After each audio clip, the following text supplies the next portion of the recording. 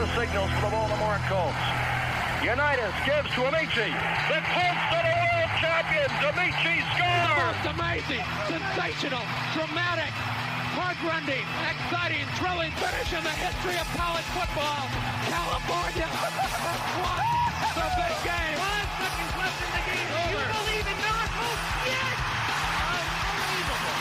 This is Phil Steele. This is Mike Burnham. This is Wes Durham. This is Mike Ashley. Hi, this is Chuck Foreman, number 44 of the Minnesota Vikings. Woo, mercy, this is handsome Jimmy Vine, the Boogie Woogie Man. This is Coach Fry with Virginia Tech Football, and you are listening to Big Dog Sports Talk. Are you ready to rock? Are you ready to roll? Okay, let's do it. You're in the doghouse with Rick Watson on Big Dog Sports Talk, presented by Pulaski County Sports and Entertainment. Join us in the Family Fencing Studios and chime in on the McClellan Chiropractic chat line. He's keeping cool with help from Little River Heating and Air, but this show is straight fire. And now, the big dog, Rick Watson.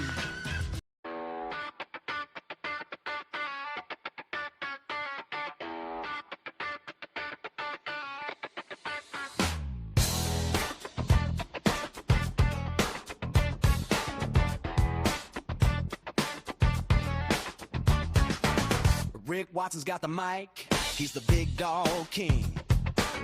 Cover sports so sharp, it's a New River thing. Virginia Tech fire, rapid pride too. Every stat, every play, he's bringing it to you. He's got that voice, deep as a valley, breaking it down, no dilly, no dally. Big dog sports talk, feel the bark, feel the bite. Rick's in the zone, every day, every night, from the Hokies to the Highlanders. He's got the spark, Big dog sports talk, lighten up the dark.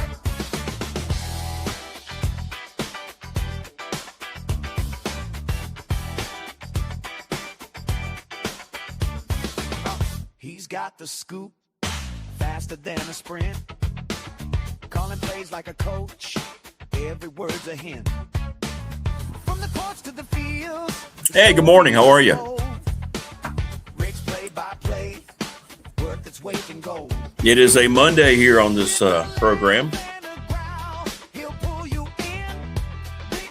as we take the time today to honor the great Martin Luther King.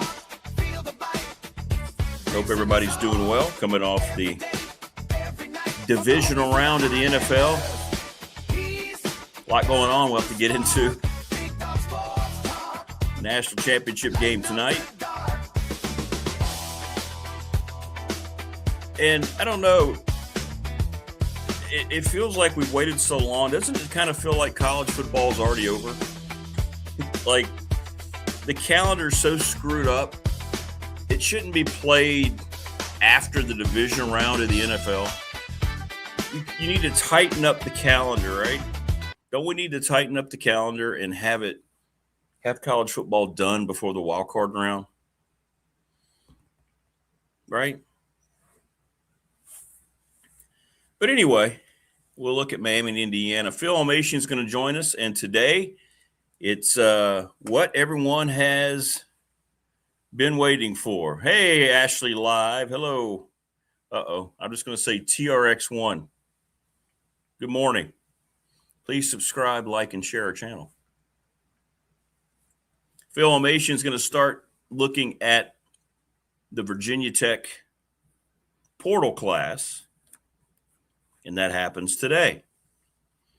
Of course, we're going to take it in sections, and we'll see which direction Coach wants to go. That'll be fun, and I know you've been looking forward to that. He's extremely thorough. It's good stuff. Also, Todd Grantham, the defensive coordinator at UAB, will join us at 7:30 before his team meetings. I don't believe we're going to have David Smith today. I didn't hear from him. I know he's been traveling a lot with work. So if David reaches out, we'll have him on, and we'll talk about divisional playoffs. So we got all that going on today. Good stuff. Hope you're doing well. And if you're like me, if you're fortunate to have Dr. King Day off. Well, it's good because I'm going to go back to bed. From Palm Coast, I have pointed this Ram 5.78 Hemi North I-95 Highway. 9.5 hours. This Virginia farm boy will arrive in Mom's Blacksburg driveway. BDST is live and online. Yep, sir. And don't forget this Friday, we're going to meet up at the Super Bowl. And we're going to hang out. So hopefully you can come out for a little while. Coach Elmassian was going to try. I don't think he can make it. How great would that have been? You could have just talked to him right there. But we're just going to hang out for a few hours. We'll plan one of these down the road as well when we build up. When we get to 1,000 subscribers, we'll have that 1,000 subscriber celebration. Good morning, Opal. How are you? Well, let's get right into it. Controversy surrounding my beloved Broncos. It was by far the best playoff game of the weekend.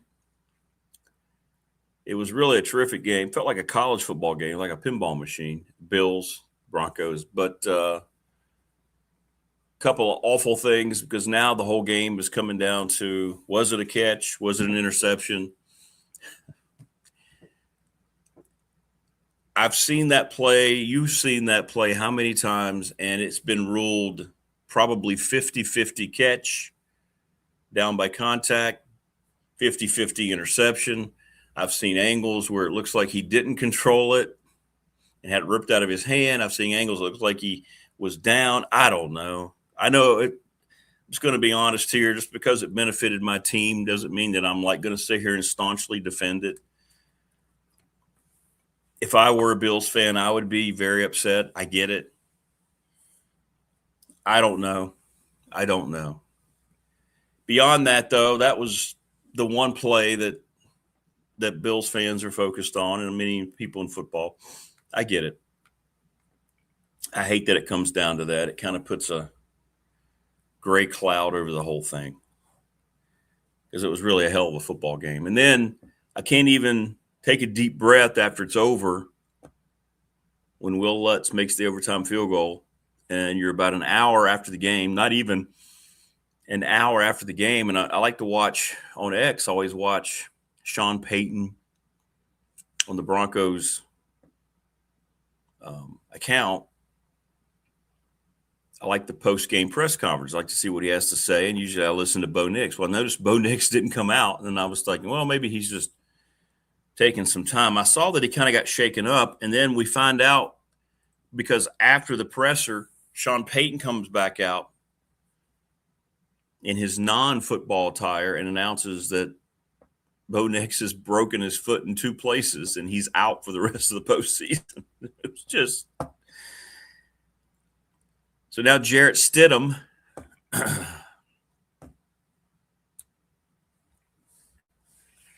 will be the Broncos quarterback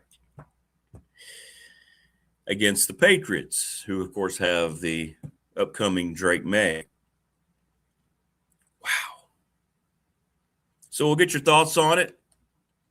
Last night, the Rams won in overtime, 2 overtime games this weekend, 20-17. After they allowed just an unforgivable play on 4th down. You saw that, right? On that end of the game, under 2 minutes. They were chasing Caleb Williams backwards 20, 30 yards, and then they let him just kind of throw it in the corner of the end zone. There was nobody near the tight end. I don't understand. Did he push off? Kind of looked like it. But it didn't matter. The Rams got it done. So the Rams will play the Seahawks. It'll be a NFC West rivalry for the NFC Championship. And once again, the last time the Broncos hosted and played in an AFC Championship game, it was against the Patriots in Denver. And that'll be the case again. And I don't know what the vibe will be out there. I mean, you can't like Denver's chances. I saw immediately they're 6-point underdogs. That's huge. You think about being the number 1 seed at home, and you're 6-point underdogs already because of the whole Jarrett Stidham thing, and I get it. And it makes me, on the other side of it, you're thinking, great, my team makes it back to the championship game for the first time in 10 years, and now they can't go in there with full ammunition. They got to play without the quarterback. You know, it's only the most important position on the field. So you hope for a miracle, but you don't expect it. So we can talk about all those things if you would like. Miami and Indiana. Indiana 7.5 points, going to play in Miami's home stadium for the title. More ridiculousness coming out of the portal this weekend. Just so many articles written. Guys now complaining because they're getting screwed over by their representation, these agents that they have brought in. It's very, very interesting. I'm trying to find the stat here. How about the image of the 49ers coming out and doing this stupid dance, and they go out and get beat 41-6? But anyway, it's over 10,000 portal guys. There's still, I don't know how many. Here you go.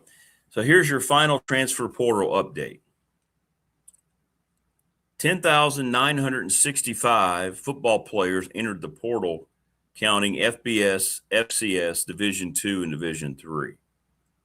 There's still 6,671 players who are still active in the portal and hoping to sign, most of those in Division II and Division III. 40% of the portal guys are still looking. 64% of the FCS portal guys are still looking. So, yeah, there we go. And now you have players saying, hey, we've been told we could go back to our school, but we've been replaced already on our roster. So Xfinity's out now too? Really? I didn't know that, TLB. We had to go through that with Verizon, obviously. So now it's two major communications companies that have gone down? In the span of a few days? Yeah, Morris, you should. You should stop in Columbia for a quick Manhattan. I don't know if Jen is back yet. I think she was flying back either tonight or last night or this morning from New York City. She would love to hang out with you if she were around. She would love to share Manhattan with you.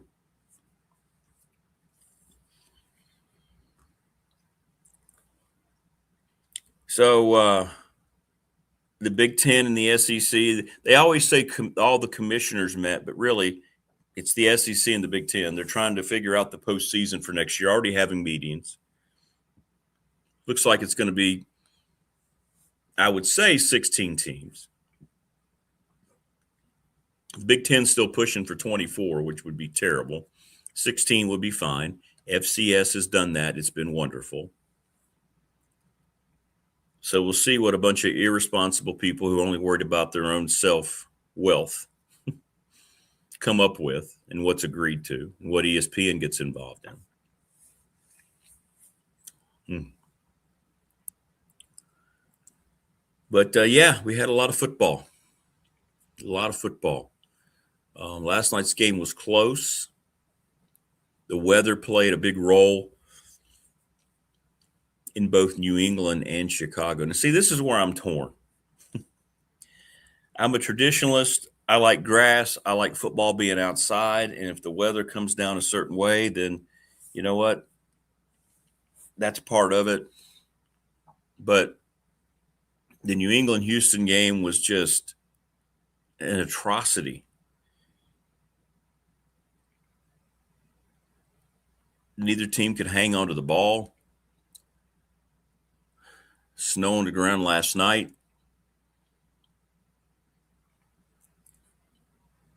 I hate indoor football, especially on plastic. At least in Vegas, the Raiders made their stadium with real grass, so it at least feels like football.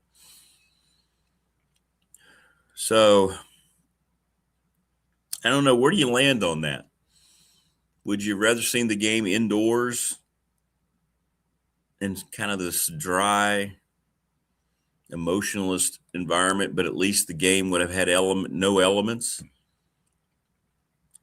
I mean, we all grew up watching these old NFL highlights of all these games. You remember the Ice Bowl, the Cowboys and the Packers? I mean, the elements have played a big part. Snow games, wind, rain. Remember when the Bengals and the Chargers played? What was it, 81, 82? It was like, I think the wind chill was minus 20 or something. Kenny Anderson won. But I'm a traditionalist. It doesn't bother me, but I've seen a lot of people today. Maybe it's just where we are in terms of generations. They want everything to be in this kind of generated environment. What's up, K-State Rob? Rams-Bears game, best I've seen in a while. I thought the Broncos-Bills game, you have to take out your fanship. You don't think about it at the time when you're watching because you're so invested. Was one of the best playoff games I've seen in a long time and now you have all the controversy and Bo Nix being out. It's going to be hard for them to beat New England. I hope people, if New England does go in there and beats Denver, I hope people don't try to take away that accomplishment. I mean, it'd be incredible for Drake May in year 2 to go to the Super Bowl. They've been good all year, and they could probably beat Denver with Bo Nix. But just terrible. It's just terrible. Just bad, man. Just bad stuff. But what's your thoughts about it? What's your thoughts about it? Yeah, there you go. Prometheus, I love the elements. TLB loves a snow game. And that's kind of the way I fall. I mean, I want everything to be on grass. But if you're playing in January, late December, I mean, that's what you got. That's the one thing that I believe has always set football apart, right? It's an elements game. You go out and you play. Remember the fog game that was the Bears and the Eagles playoff game? I'm just trying to think of all these different instances that we've seen. It's good stuff, man. But injuries happen. Jarrett Stidham hasn't thrown a pass in a regular season game since 2023.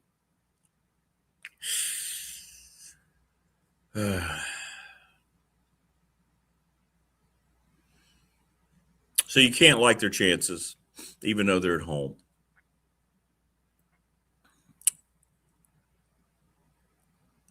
Josh Allen getting a lot of criticism. He did not play well. He gave the ball up a lot of picks.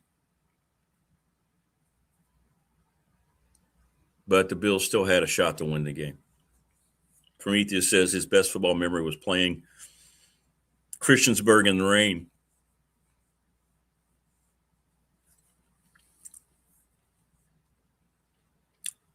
I had some good, I'm trying to think. I didn't really have any rain games that stood out. We had some rain. We didn't have anything major rain-wise. Snow. I never really got to play in a good old-fashioned snowstorm. Traditionally, high school football's done here in Southwest Virginia in November, early to mid-November. And that you don't usually have your heavy snow then. So I don't remember really a snow-encompassed game. Some cold temperatures to be sure, but never really any bad snow games.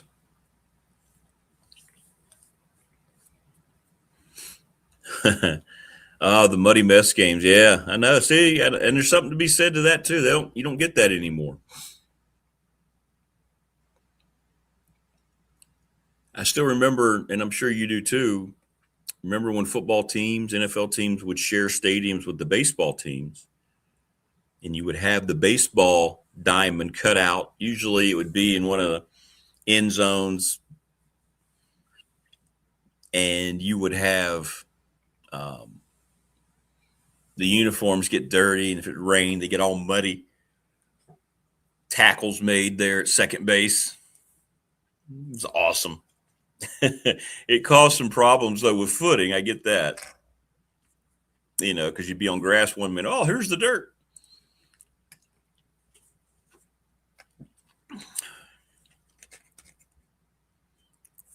12 degrees. Really, 2007. There you go. Yeah, cold temperature. Amherst at Pulaski.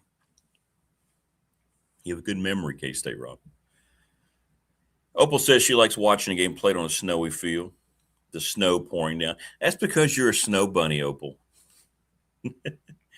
Yeah, and they have to keep the lines clean. Yeah. Where at halftime, they'll go out and they have to spend the entire halftime with the machines so you can see the lines. Or if they can't keep up, they'll just put the electronic lines on the TV screen. Yeah, Coach is still in shorts. Oh, sure he was. Coach never wore pants. He never wore pants.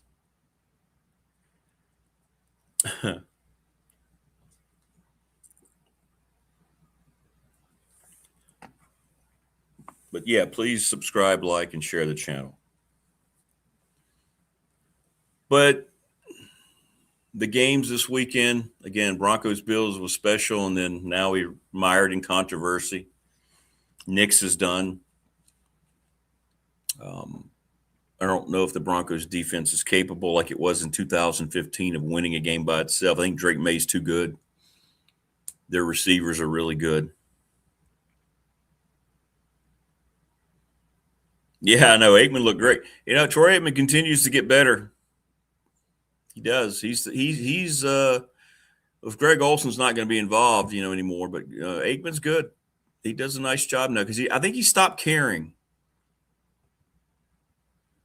He stopped caring and just decided to go ahead and just tell it like it is, and that's what you need as an analyst, I had the game muted with Romo on it. I had the game muted.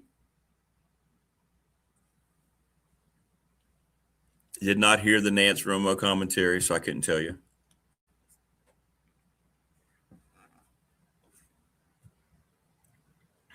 Tirico's always good on the game last night.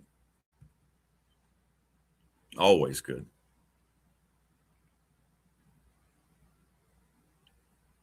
So, yeah.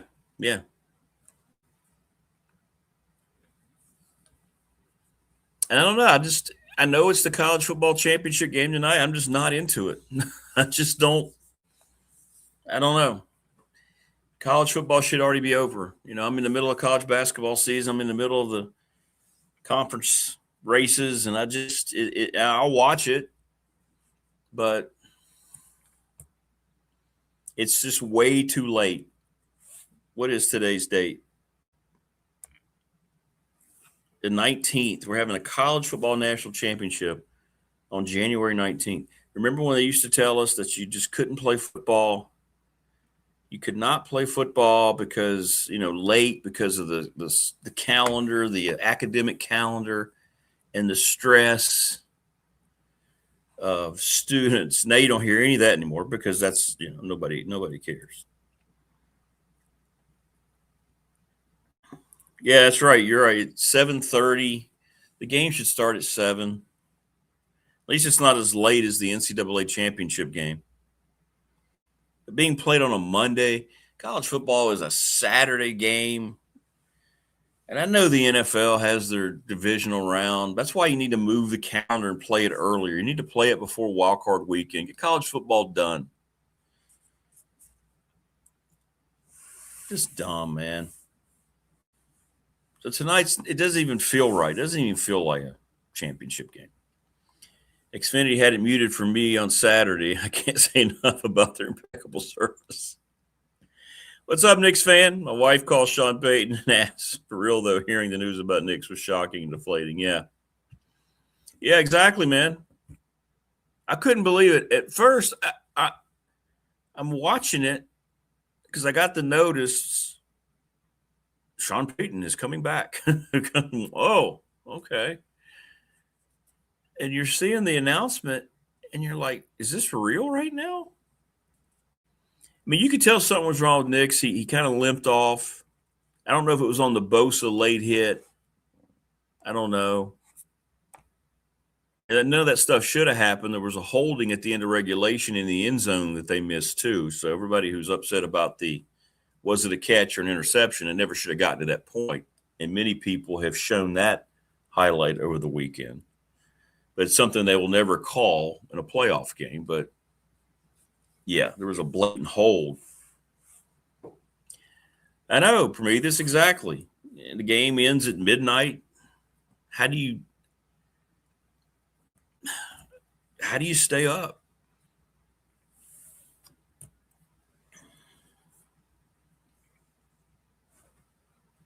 We'll find out from Phil Elmassian what kind of a game he expects tonight amongst what he's going to be talking about with the Tech recruits. I want to say he's going to start with the offense. We'll see. Yeah, very cold. Yeah, Joseph, that's a good point. If the elements are happening and it's warmer or if it's comfortable temperature, you feel better. Being in the cold, hot's bad too, but I'd much rather be hot than cold. Your body doesn't seem to work as well when it's cold. So I'm with you on that. Yeah, the cold. That's why I marvel at the Ice Bowl and what a great game it was back in the day, the Cowboys and the Packers, or that Bengals-Chargers game. Chargers West Coast team had no chance against Cincinnati that day. You marvel when you see the highlights of those games. I mean, the Cowboy game, I think, was like a minus 20-something wind chill, the Ice Bowl. Things were freezing during the game. Nothing would work. The officials couldn't put the whistles in their mouth because of the instant freeze. It's bizarre. Thunder, terrible officiating, remains undefeated in the NFL. The one biggest problem I had about the Broncos play, and again, this benefited my team. Why did they never look at it? I don't believe they did. And correct me if I'm wrong. I'm pretty sure they never went under the hood. There was never a buzz down. I know the coach can't challenge at that point. But why did they never look at it?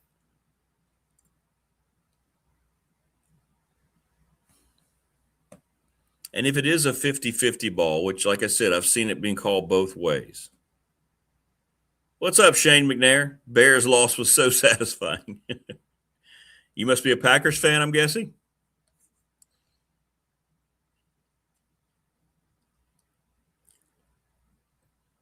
But why did they not? I don't think they replayed it. Did they review it? I don't believe they did. I never saw a review. There you go. Go Pack. I thought so. But yeah, I don't know why they didn't look at it. A little strange for me. Very, very strange.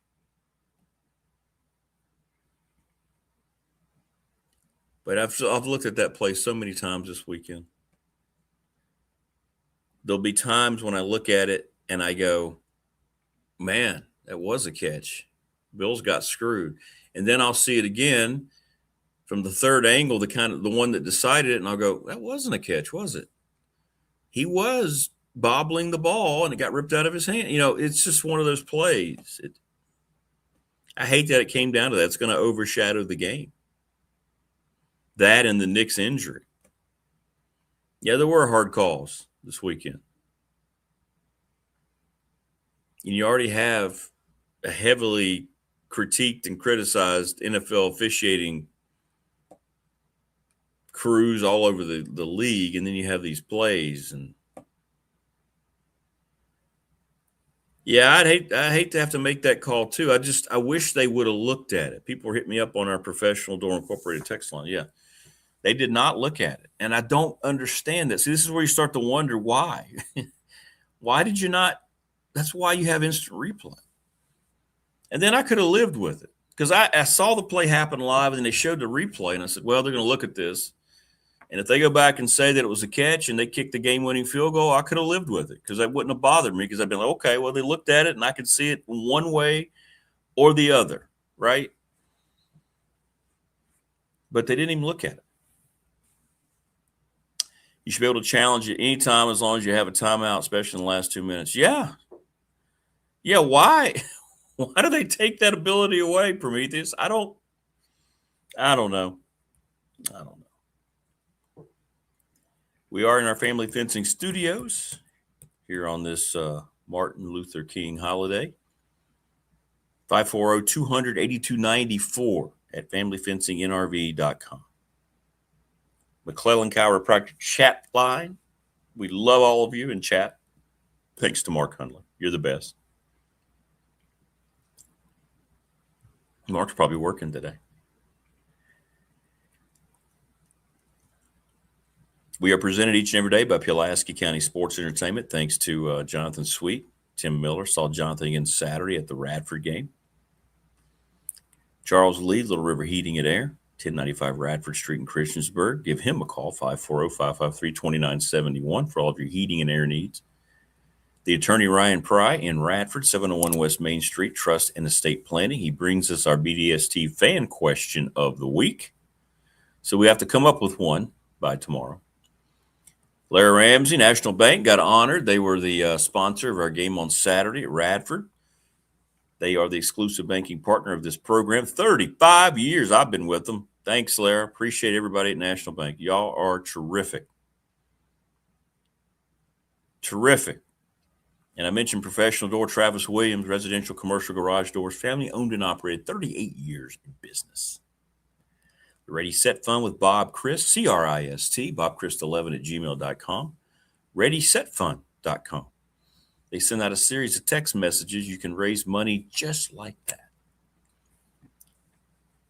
$4,000 for the Floyd County softball team. If you want a t-shirt, $20. They're shipped $30. Somebody hit me up a couple weeks ago. I got to get with them too. My apologies.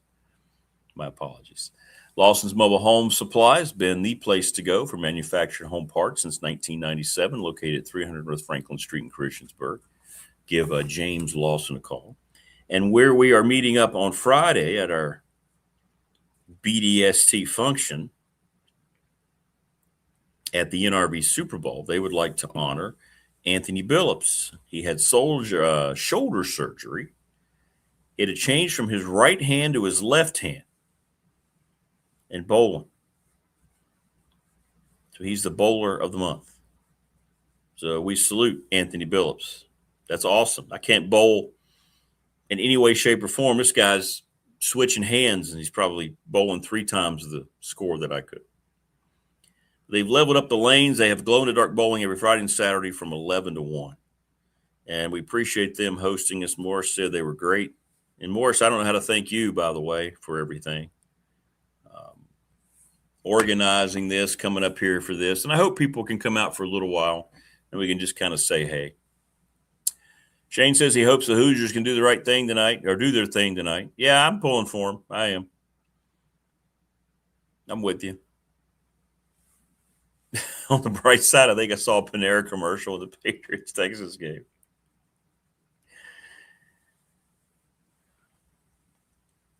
Yeah, I don't know why they didn't look at it. And that's what bugs me about it. Even as, the fan beneficiary of the whole sequence. Don't like it. Like I said, if I were a Bills fan, I'd be pretty upset. And I think that part alone would upset me. But so many people, man, it was all over X. It still was yesterday. And the majority of people yesterday, after they looked at it, said it was not a catch. That Cooks did not catch the ball. I know I did. I had the volume down. I know, Knicks fan, you and I both Broncos guys. I don't know. That's what I'm saying. I'd already resigned myself to thinking that was a great throw by Allen. If they review it, and I was already assuming the review. Like, I wasn't even questioning whether it was going to be reviewed. And I'd already said, well, they're going to look at this, and if they say it's a catch and they kick the field goal, then you know what? So be it. It's Josh Allen's time. And then they just kept playing. I was like, why did they not look at it? And then I get on X, and they're all saying, why did they not look at it? I don't know. But it makes you feel weird. It was a weird vibe. And then we got the Knicks news, and it just so totally washes out. Nothing to look forward to on Sunday. I mean, it's going to be hard. It's nothing against Jarrett Stidham, nothing at all. He just hadn't taken a snap since 2023. How can that guy walk into that role against that defense? The Patriots defense is really good. Mike Vrabel, you don't think he's going to just cause all sorts of – I mean, come on. That guy, there's no way they can win unless the Patriots help them. And it sucks because you get to the AFC title game and you lose the most important position on the field. So it's going to be probably what it is. It won't be a huge blowout. The defense will probably make some plays, but the Patriots will make, more now. Stidham knows the offense, Joseph. He's capable, but he hasn't played at all. That's the problem. Like, he has 0 snaps. So I don't know. I think it's going to be very difficult for him to come in and try to win an AFC title game. Now, the crowd, they're going to have home field in the crowd, and that'll help a little. But Patriots are really good. They're good. What's up with C.J. Stroud? What was it, 5 picks yesterday? Allen throws 5 picks.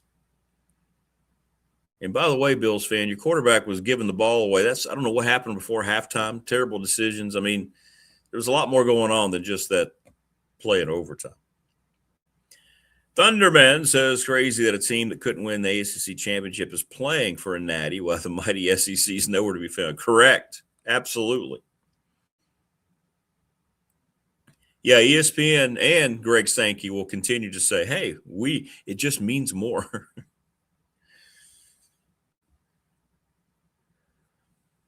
Oh, that's right. The targeting call. He'll have to miss the first half tonight, won't he? You're right. Forgot about that. That's a stupid rule. College football has so much wrong with it. The targeting rule just needs to go away. The carrying over into the next game, what does that even mean? Why? Knicks fan says his sister's a Bills fan. She haven't talked to her since the game. I know she's pissed. Well, yeah. I know. Let's see. I know one really good Bills fan, our former baseball coach at Radford, Joe Rakuya. And like I say, I get it. I'd be the same way, 100%. How long since Elway threw a pass can we call him in? But yeah, Jarrett Stidham gets to play for an AFC championship. Ooh. God, only my team. It can only happen to me and my team. Because you're sitting there and you're just like, wow, got the win, man. What a great. And then, what? He did what? He's out for how long?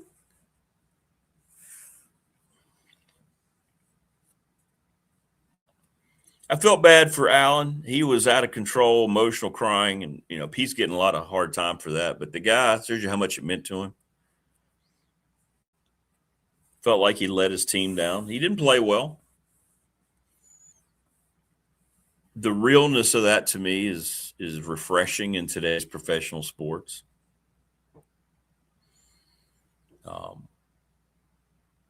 So yeah. The Bills did one of the most miraculous things in the history of this league when they went to 4 straight Super Bowls. Nobody's ever done it. Nobody will ever do it again.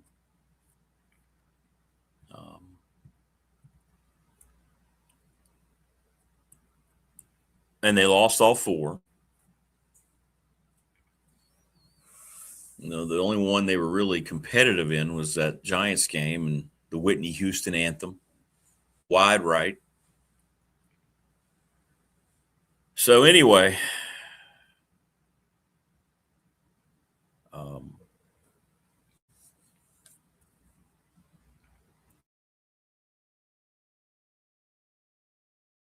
Never count the Broncos out. Look at that power through.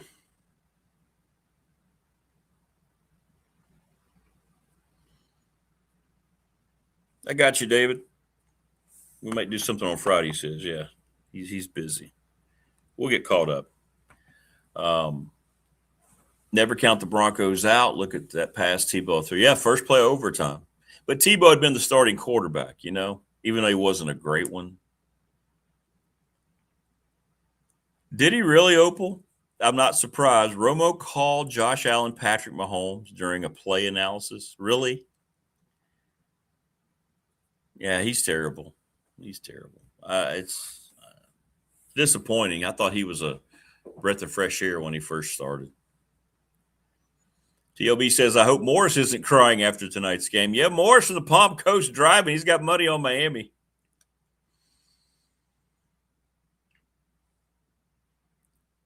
It just feels like Indiana's not going to get trapped in the hype.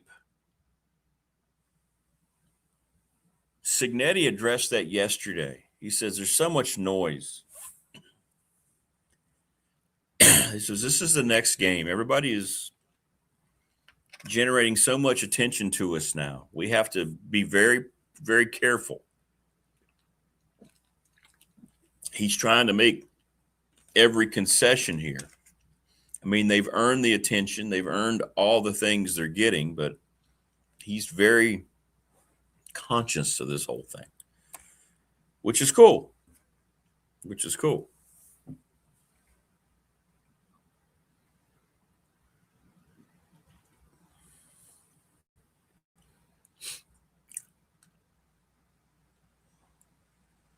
I'm sending Coach Elmo his invite right now. So we're going to try to get David on. Did that not send? Why did that not send? There we go.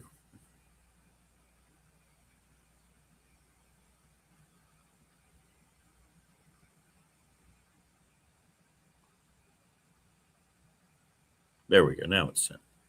And I'm letting Coach Elmo know that it's there. Okay, so he'll jump on here. We're going to start looking at the Tech portal class. I was a big Tebow fan. Wish things could have turned out for him better. Yeah, I think if he'd have switched positions, he could have stayed in the league a little while. What he's doing now with his life and helping people is great. I think he's a really good dude. Tim Tebow is a really good dude. And he'll always have that moment. He played well that year that he was the starter. He did. For me, just think it'll either be a close game or Indiana blowout. I don't see Miami blowing. Yeah, you're probably right on that. I could see it being a 2-score win for the Hoosiers. If Tom Brady could have been there yesterday, he showed them how to throw a spiral. Game results might have been different. Yeah, it was a quarterback play in that the elements in New England was just terrible. And some of those Caleb Williams throws last night were just terrible. But any event, Todd Grantham at 7:30. He had to be on at 7:30 because he's got meetings today. By the way, UAB is absolutely killing it in recruiting, and a lot of it has to do with that gentleman, Coach Elmo. How are you? Good morning. Well, I told him, I said, hey, if you win and go to a bowl, send me a check. If you don't, you can blame it on me. Well, I'll tell you what. I know Todd was saying 30 recruits already on defense, just on defense. So, wow, that's incredible, man. That's incredible. It's really interesting, Rick. When you're looking at the portal, it's a good news, bad news. Your bad news is you're going to have about somewhere numbers between, I think, at least 20 to 30 players leaving your team. Just about, I would think that's average with the Power Four. Sure. I think, just getting involved in this now. But, you go out and you replace them. It's like, okay. And as you mentioned those numbers earlier, I've always believed this. 45% to 55% are being told to leave. And then they'll have no. And here's the disaster of the portal. And the NCAA ain't figured this out yet. And the players and the agents and the parents.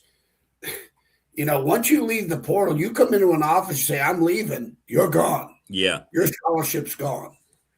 we've got a guy to replace you right now, today. So they can't hold you hostage to a point because you are replaceable. And so those kids will have nowhere to go. They're out. They're out of scholarship. They're out. Yeah. Where are they going?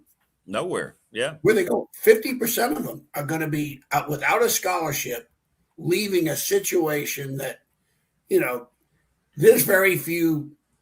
I mean, and years ago, if you ever told a kid to leave the program because he couldn't play, you would be barred from going into that high school again. Yeah.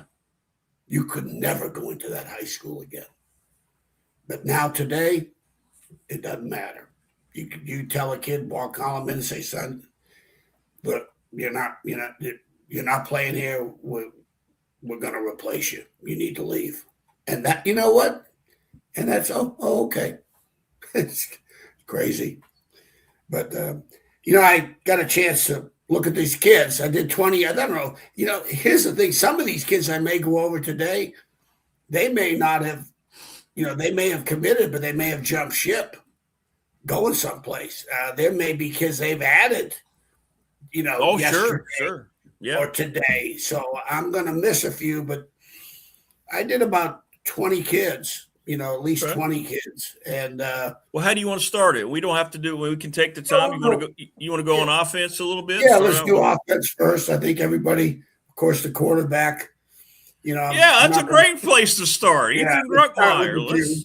I figure, we'll hold that to the end, but I'd rather start with that because let's get off with a bang here with the guy who's going to be the face of the program for a few years. Hopefully, it all works out. Now I'm going to have to pick up my notes and read from them. I hate doing that. No, Coach, that's fine, man. Yeah. If I was in a staff meeting, this would be like if we had a staff meeting or a scouting meeting in the scouting department, and you and I and your audience were a part of the scout. So that's how I'll spin this. Okay, that's perfect, man. That's great. Yeah. But as they say I used to say about staff meetings, the head can absorb what the ass can endure. So I'll go as fast as I can. I'll give you the cliff notes. But what's interesting, here's one thing that's fascinating, Rick, just fascinated me. Of the 12 Penn State players that he committed, 5 of them had 0 snaps. I'm on this site, this PFF. I don't know what that stands for, but Todd, because of my obligations to evaluate players for him, got me hooked up with this site. The Pro Football Focus, yeah. Thank you. Yeah, it is amazing. I don't know how they do this, but you can break down. You get the total number of snaps, but then you can go to see certain filters where missed tackles, assisted tackles. It's decent. Yeah, it is ridiculous. It's like, oh my God, and it's so much easier. When I do the high school kids for Greg's show, it's hard because you're on the huddle highlight tapes and you're looking at sophomores and juniors, and it is so hard to. These things are clean. You get a absolute true eval, at least allowing your eyes to, because you got end zone wide copies. It's really cool. But here's the deal: they've had 5 of the 12 kids with 0 snaps. I'm assuming they were redshirted. 5 of them. 5 of them had 17 to 31 snaps, and a lot of them were played in the first 3 games. I guess there's a certain number of games that you can play until you're redshirt. So they were a part of that. So that's 10 out of 12 kids that I'm assuming that they were redshirting, that they had not taken snaps for Penn State, or if they had, they were very limited. And so I ended up, when I did the limited snaps, like anything with between 17 and 30, I just did a physical eval. It was hard to do. Couldn't get a feel for it, like there was one player that played in all 11 games that I'm assuming was a 2029, and I'm assuming that means they were either freshmen or red shirts, whatever, but they were freshmen. he played nickelback, and he was a nickel and played in all 11 games. And then the quarterback started in 7 games, and we'll start with him. But I thought that was kind of fascinating. I thought the younger players, it was the freshman kids that left the program to come play for him at Virginia Tech, because they're not going to play for Virginia Tech. They're going to play for him. Yeah. Okay. I mean, if he wasn't there, I don't think Virginia Tech's get these kids. I don't think. No. But Ethan Gronkmeyer, that's everybody's, the waiting on pins and needles to see what this young man, when he was going to officially commit. Here's what I did. I was fortunate enough to call Phil Parker, the D coordinator at Iowa. We are very, very good, close professional friends. He's a good one. He's a good one. 27 years coordinating for the last, 10 or 15. But I've gone to Iowa twice to visit. We have a very unique relationship. And I called him about this youngster. He's D coordinator at Iowa. And I, and basically asked him how he would, my assessment, would he have agreed with it from seeing him live, in person and breaking him down. He had 459 snaps. He started the last 7 games. And the first 6 games, he only had 28 snaps. If some of your viewers, if they could tell me, was he injured? Was he benched? I don't know. He played a lot of snaps in the opener in Nevada. He had 22, but then only had 28 total snaps in the first 6 games, with 22 of them come in Nevada. Then all of a sudden, bingo, he's a starter. He has a 7-game start. 4 wins, 3 losses as he went. I'd like to have seen it. Anytime you're looking at quarterbacks, you'd like to at least get a full year of starting, or at least 2 years of starting. So this is not as many starts as I would like to have seen as a quarterback. But as a run in the run game with him, let's start with the running game. He's very competitive. He'll scramble for competitive yards. He's probably 4'8", 4'9" kid. They're not going to have a lot of design. The offenses you've seen in the last 3 years, that you're not going to see. There's not going to be a bunch of designed runs other than maybe quarterback draws in the red zone, which he had done. When they got into the 15 to the goal line, there were quarterback draws, and that was about it.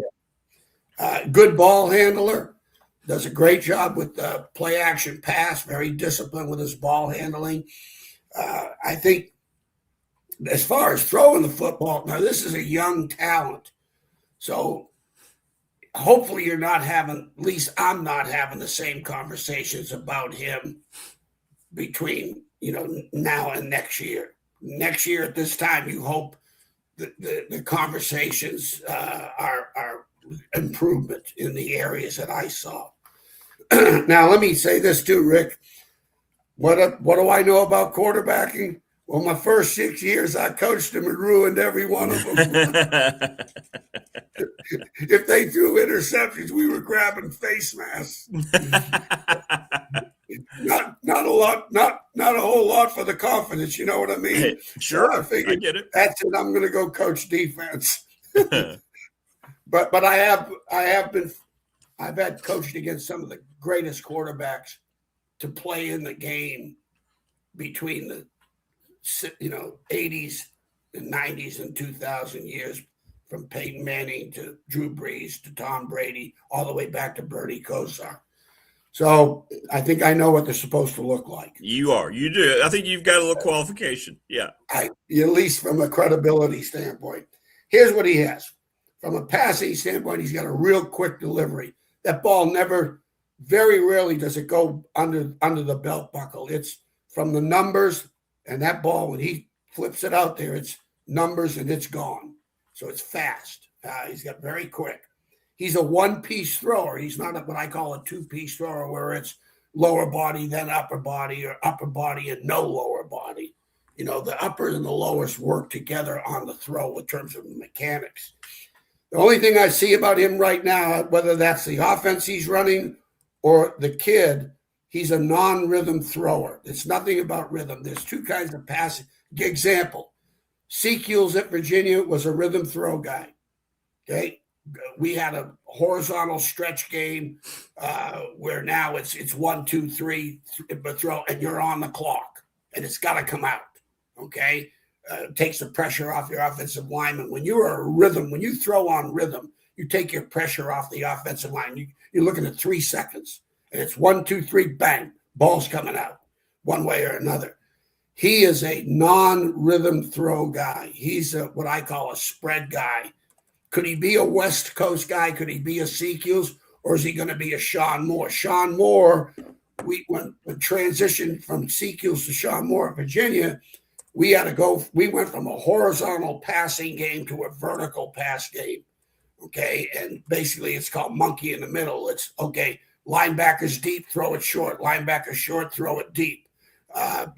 Deep vertical routes, putting a high-low stretch on defenders as opposed to a horizontal right and left stretch on defenders. So your rhythm throw guys are horizontal guys. That's a part of their game. A lot of quick game, particularly. This guy is a intermediate to deep ball, from what I saw.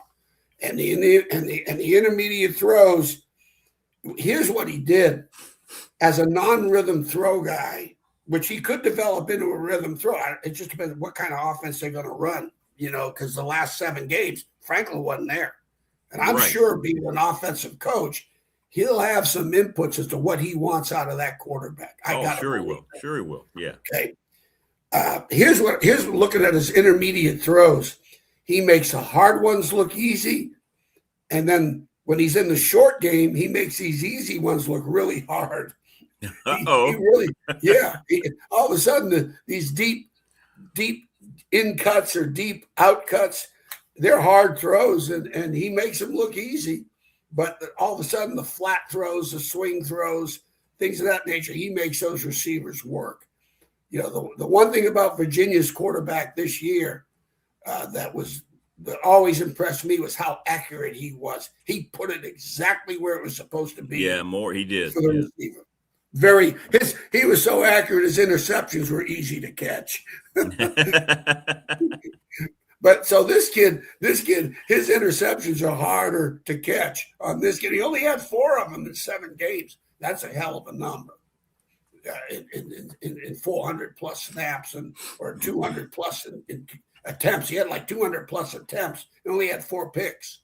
So again, he makes hard throws. He makes easy throws look hard throws look easy. But the only other thing I saw, and I'm going to chalk Cox this up to experience and not necessarily kick, is I think he is a tough kid.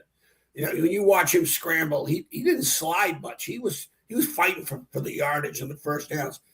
But when Iowa pressured the crap out of him, and I knew what they were doing because I've run Iowa's defense and back in the day at Wisconsin, we kind of in Nebraska. But when he felt the pressure, man, he was a nervous Nelly in the pocket. That ball would be pumping, the feet would be moving, and if I'm going to chop that up to experience. I hope we're not having the same again. Yeah, right. I hope we're not having the same conversation about him a year from now because he's got more experience. He's a little more poise in the pocket when there's pressure. As soon as he felt pressure, as soon as that pocket started to collapse, man, he wasn't very poised. And I'll chalk that up to experience. The last thing I'll say on him, Rick, on the deep balls, he sprays them. They're all over the place on his deep ball. He's not a very accurate deep ball thrower. But, hey, Peyton Manning wasn't either, and that's what I felt like going into the Gator Bowl, and I launched his career. He was on point for that game. So that's another conversation you hope in a year from now that you're not having. The one thing Kyron Jones I always felt like was an accurate deep ball thrower. His deep balls were pretty accurate for a thrower, not necessarily a passer. Right. Okay. So that's your quarterback. You know what? The other thing I did, Rick, I think you'll really appreciate this in my brilliance of evaluating. Yeah. Instead of giving him stars, 2, 4, 7, and the 4 stars, 3 stars. I put dollar signs in place of the stars. So instead of rating them a 4-star or a 5-star, now this guy here is a 3 money dollar sign. Okay. I did 4 was my highest paid. I don't know what that figure is. Hell, I no idea. But I instead of 4 stars, I put $4 signs for my highest. Then 3 were then 2 and 1. 4 are impact guys that should be able to, you're winning 9 games, 8 games with this guy. And that's my magic number today, 8 or 9, no less than 8, and hopefully 9 would be that they could impact the program. He's a 3 money guy, and hopefully within the spring, the preseason, the summer, the preseason, he turns himself into a 4 money guy, because you know what? They're going to need that. He's going to need to be a 4 money guy. Well, it sounds like the good news Coach, the good news for Tech fan is it's just a matter of more experience, like you're saying. Without a doubt. It's going to develop. Like he's a guy that should be able to develop into what Tech fans are hoping. I liked him. Would I have a problem coaching against him as a freshman? No, I wouldn't. He's not Breeze. He's not Brady. He's not Bernie. He's not Peyton Manning. He's not even close right now. Could he get to that point? Could he get to the point where he may be an NFL guy? Could he be Brock Purdy? Who knows? He's not Byron Leftwich, I can tell you that, throwing the ball. Right. That's another quarterback that I saw every day in practice. Okay. So, but he'll give you a chance, and I think he'd be fun to coach. He's just got to, I do think you got to give him more balance in the passing attack from a coaching perspective. It's either, there's flat throws and swing passes and things of that nature to the tight ends, but it was a lot of intermediate and deep ball, but a lot of intermediate passes, which puts a strain. That's a lot of strain on the protection. So, you mentioned that he gets you can kind of see visibly how nervous he's a nervous Nelly with pressure. How are his feet overall in the pocket? Good. Or when that's a great question, Rick. That's a great question. That's another bullet point I had. He's good in the pocket. He's like Brady to a point where I always said, they talk about Brady's athleticism. It's like talking about Larry Bird's athleticism. Okay, until you coach against Brady, he is a very good athlete. Exactly. Bird can't jump, Bird can't do this, but he can't do, all he can do is go beat your ass. Yeah, absolutely. And Brady was the same way, because they are athletes. Okay. And this kid's athletic in the pocket. That's the good news. The bad news is that athleticism in the pocket starts to show panic when he's pressured. He's not a coward. He's not afraid. He's not a kid that, let's pressure him and he'll quit on you. He fought for him. Fought really not a very good football. When I watch them totally, to be ranked number 2 in the country, I think that's because of the uniform. Yeah, that's an 8-win team. Yeah, at best. From what they won 7. So yeah. And they won 7. But I say 8 and 9. I don't see that. I don't see that being a playoff team from the teams I've seen. Okay, so that's my quarterback deal. He did play well against Indiana, right? That was one thing. He did. Oh no, yeah. They were in. He played well against Iowa. I say, these were. The game, Ohio State, they wasn't like the first quarter, they're getting blown away. It wasn't like ODU versus Virginia Tech. There wasn't any of that, so, and all this, because I did watch quite a few of his games to get a feel for it. But that's the deal there. The other quarterback is that Bryce Parker from UNC. Yeah. And he's a redshirt guy. I put him as a 2 money guy. Because I don't know, he didn't play. I saw they did have a practice scrimmage on him where they had the jersey on him, so you couldn't touch him. So you don't know anything about his poise, composure. Typical spread quarterback. Now, he was supposed to be the next Drake May.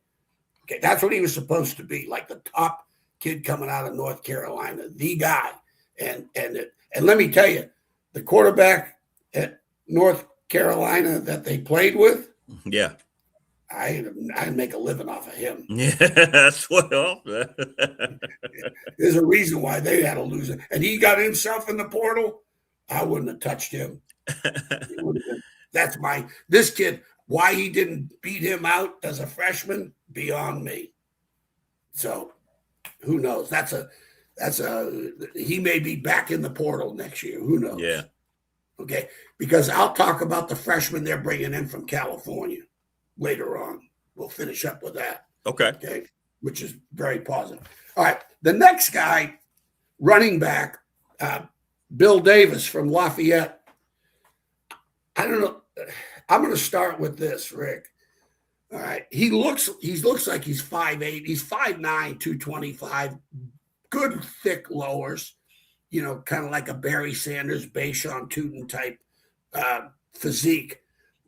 Short strider, strong lowers, very quick. His foot speed, it's like a crab, man. He's got great foot speed, and he does a great job protecting the ball. I mean, you could watch ball games. We call it high and tight, where the nose points up. We call it to the football gods. Point the nose to the football gods. Yeah. Keep it high and tight, and he's very consistent with that. So he's not a fumbler, as I saw it.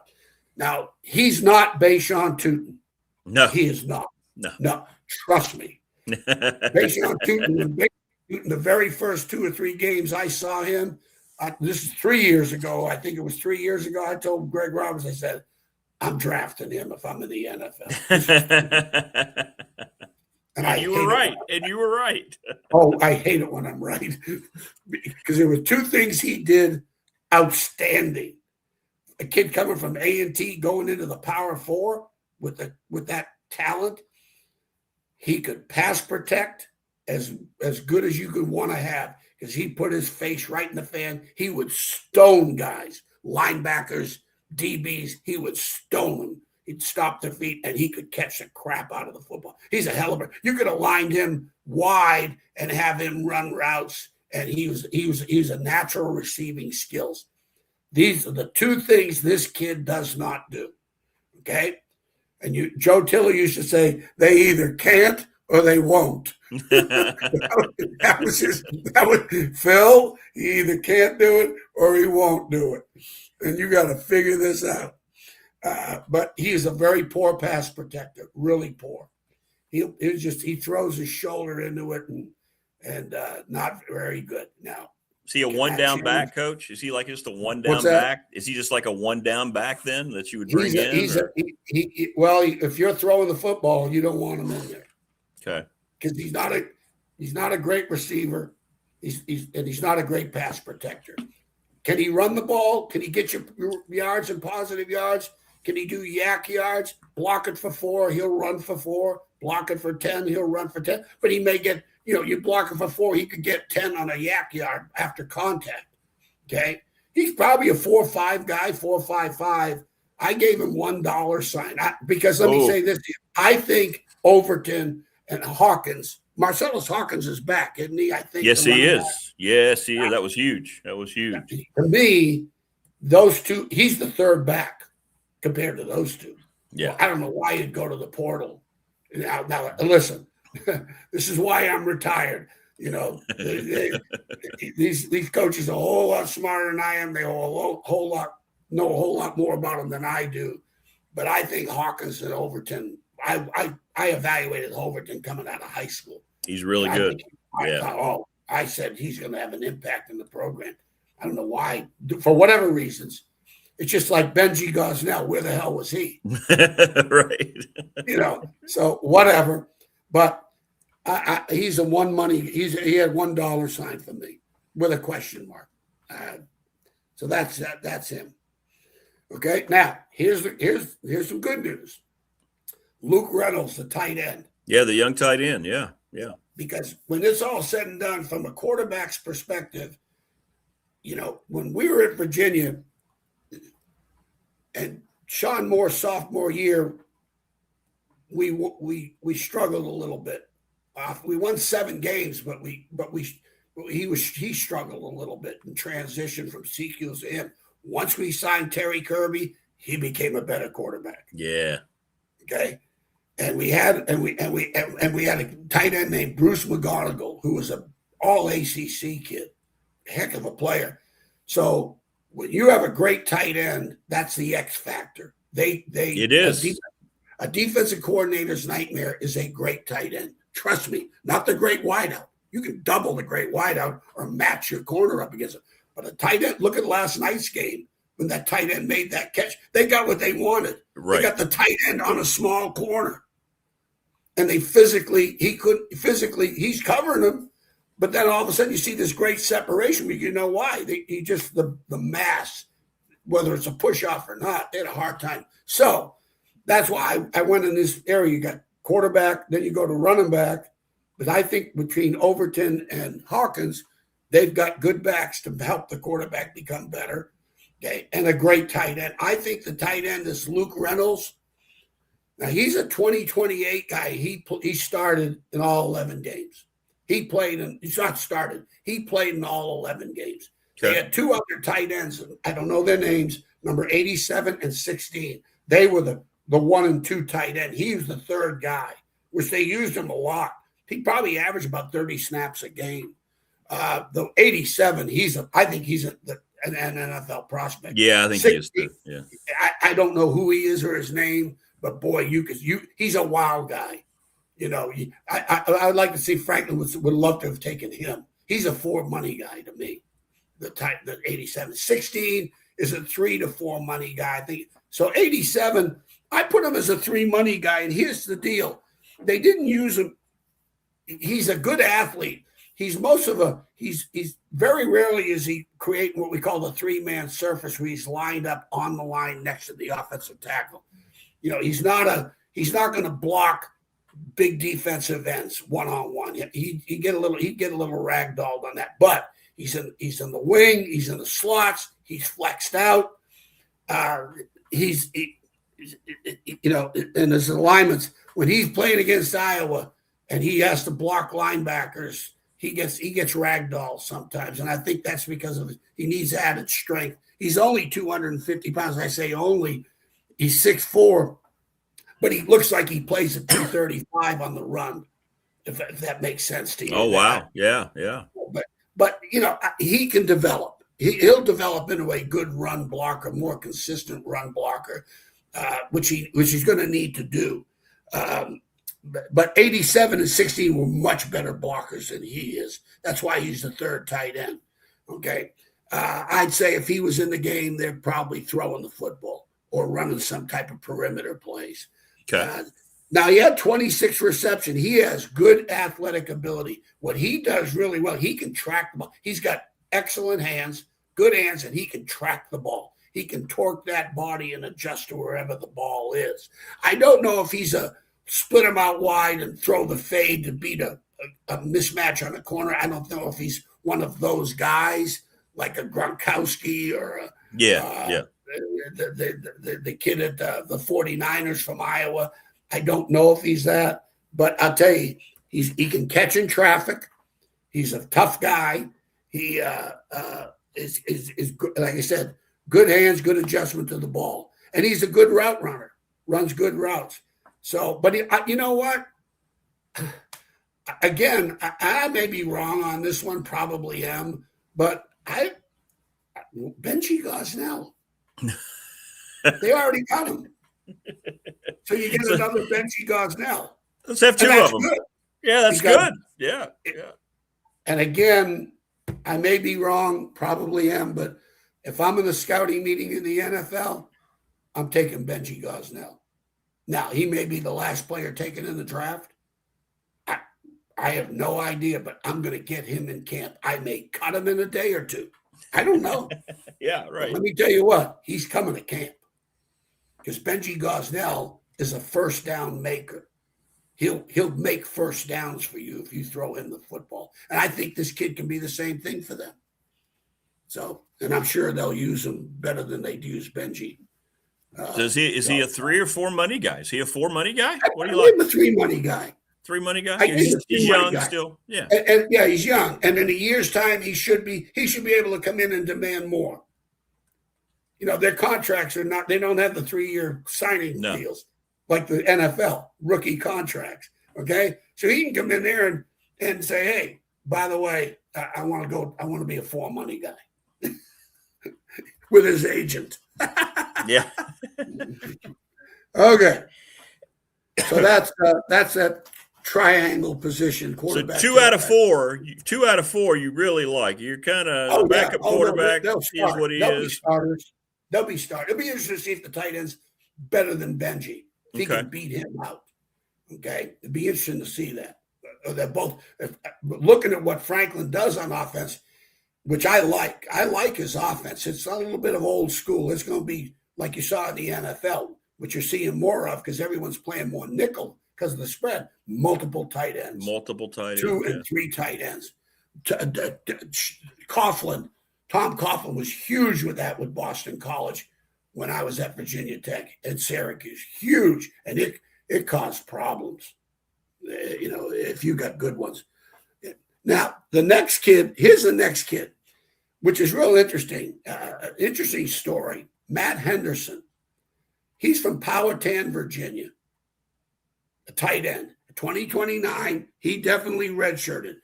The PFF had no snaps on him. Okay. Now, this is an interesting story. A good friend of mine, Jeff Hansen, who I coached with at Richmond back in the 80s. And Jeff Hansen is as good an evaluator of talent as I've been around, as good as I've been around. And to this day, if they ain't worth a crap, he'll tell you. Penn State coaches, you got a buddy on the staff up there, don't know who it was, called him up. He's living in Richmond. He's retired. He said, Jeff, could you do me a favor? We got a tape on this kid that's 6'5", 245, probably about 230 in high school, from Powhatan, right on the James River, off the beaten path. No one's offered him. So Jeff went down and watched him play, called him up and said, you better take him. He's a hell of a player. They offered him. Now, he had not had a Virginia or a Virginia Tech offer. They offered him. And now Virginia Tech jumped in on it. Hey, his 2-star went to a 3-stars. When Penn State offered, jumped probably up to a 4-star. Virginia Tech's trying to get back in on him. And they said my buddy told me, Pry made a run at it, but the kid ended up going to Penn State. When Franklin got this job, he was the first kid that came to my mind. I said, I will bet $100 he's going back to Virginia Tech. $100. Because he almost pulled that trigger for Virginia Tech, but he felt, Penn State offered. So for him, I gave him a $2 money sign on potential. I'm gonna give him $2 money sign, and he's either going to go to $3 or I may eliminate $1 money sign and cut his ass and put him back in the portal. What you can do today. Is that amazing? You hear what I just said? Yeah. You can have that kind of, you can have the same conversation with the kid and not even flinch. Sorry. Hey, that's why don't call the kids by their name. Don't get too friendly with them. No. Buddy Ryan always called them their numbers. That's right. Buddy Ryan, he never called their names because he goes, hey, I may have to cut this guy. Well, that's a great point, though. You've got all these guys. Let's say Reynolds is a superstar, right? Let's say the hitters, they could immediately just say, hey, this is cool, man. Ooh, look at the money that school. This is what makes it all so frustrating right now. It's just, listen. The tight end his exit meeting with Franklin could be.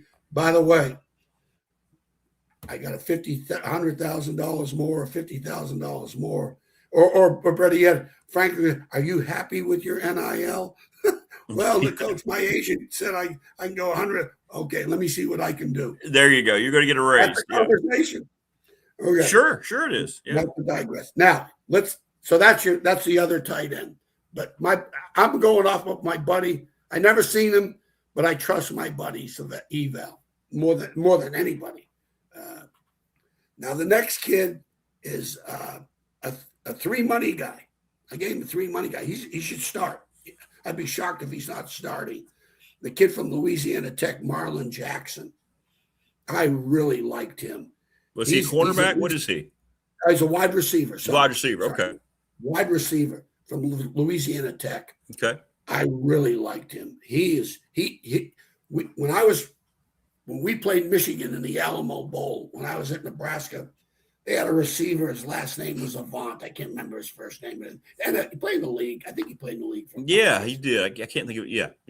I can't remember his first name. But when we were preparing for him for the Alamo Bowl, I went, Jesus. He was one receiver that he attacked the ball when he was catching it. It wasn't like he could just catch the ball. He attacked it with his hands. It was like a vice grip on the football. You were not knocking it out.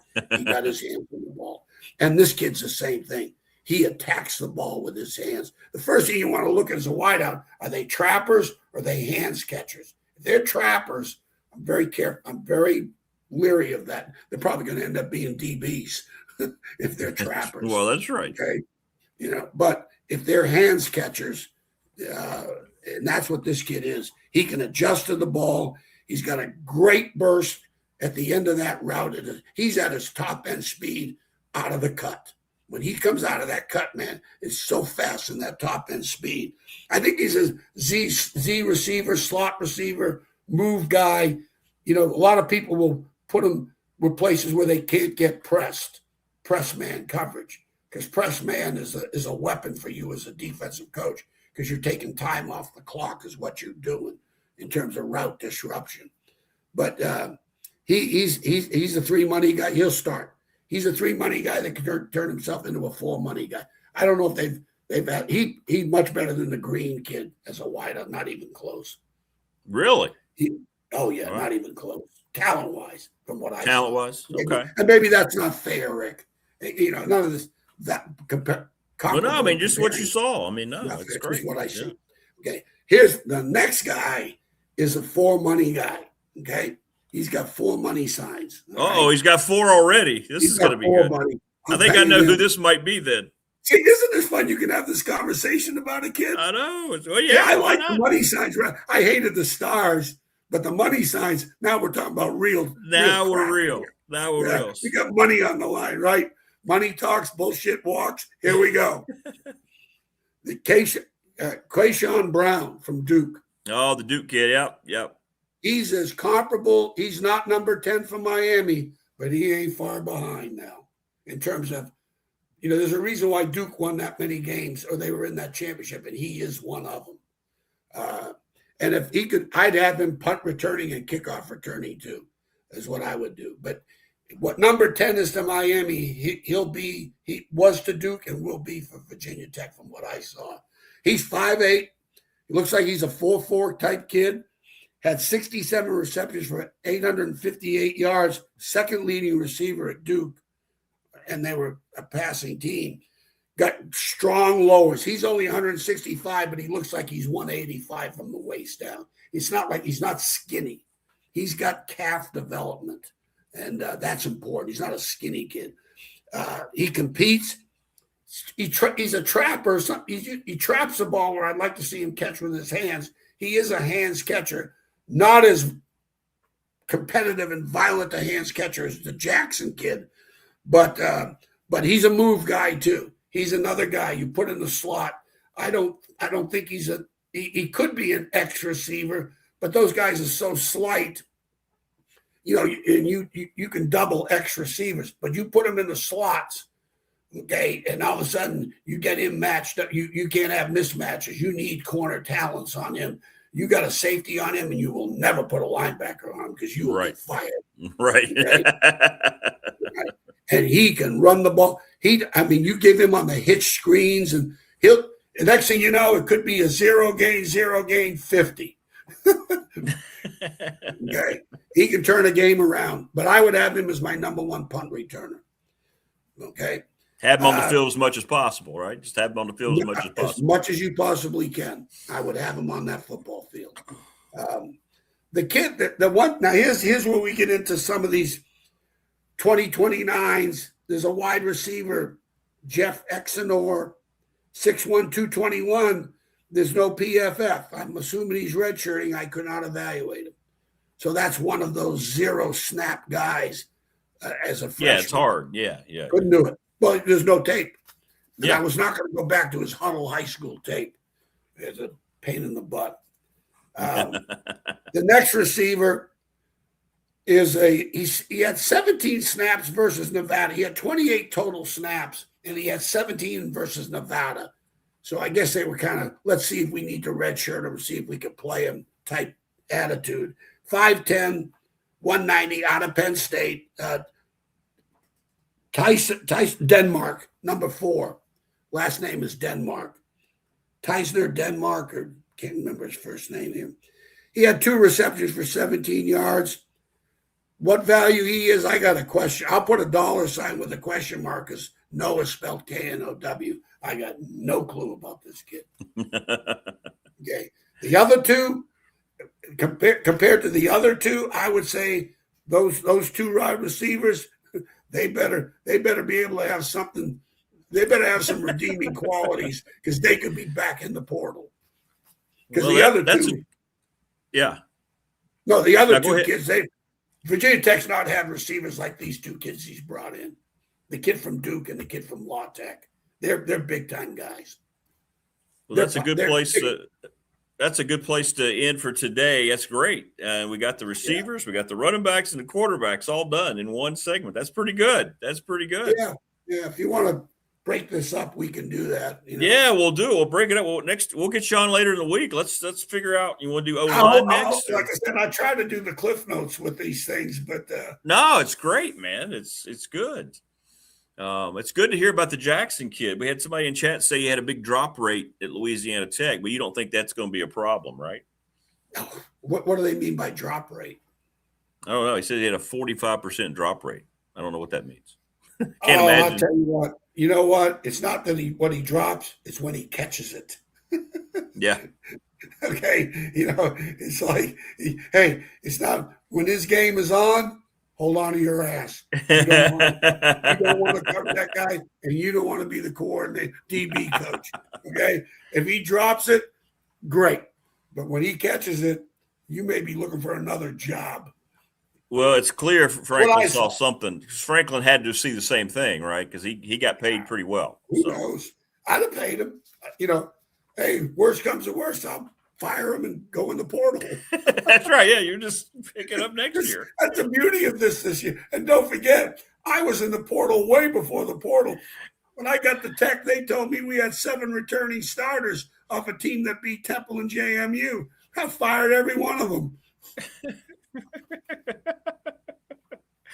That's great. That's great. Well, Coach, listen, we appreciate it as always, brother. Good stuff, well, man. Sorry, this stuff. I'm sorry it takes so much time. I wish we could have gotten. Trust. There's not one. People have been waiting on this, man. Everybody's loving it. I mean, this is great. Maybe people are taking notes. It gives us some insight as to what we're going to see and help us as we get into spring a little bit, what to expect from these guys and what we can hear. One tease I will give you, and we can continue to do shows on this, is they've got 4 high school kids coming in that I think are big-time players. Okay, great. Yeah, we can do those later in the week then. Yeah. We can do, I mean, big-time impact. If they're January kids, they'll be in the 2 deep, if not starting, is what I saw. Okay. So, well, Coach. All right, Rick. Appreciate you, man. Staff meeting's over. Everyone will leave all beat up going, Jesus, this guy's killing me. This is great. Well, enjoy the game tonight. And next time when we get you on later in the week, we'll review the game tonight and we'll get back into the rest of these guys on offense. That's great. Right, that's awesome. Cool. All right, buddy. I feel a lot smarter. I feel a lot smarter as a football guy whenever you're on here. So, be careful, Rick. Be careful.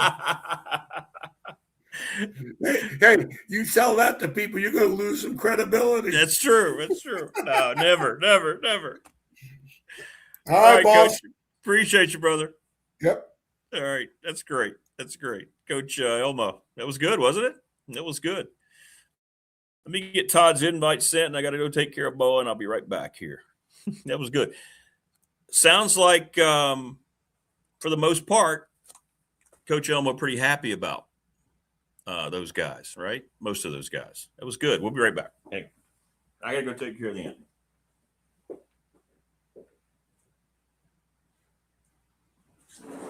Everybody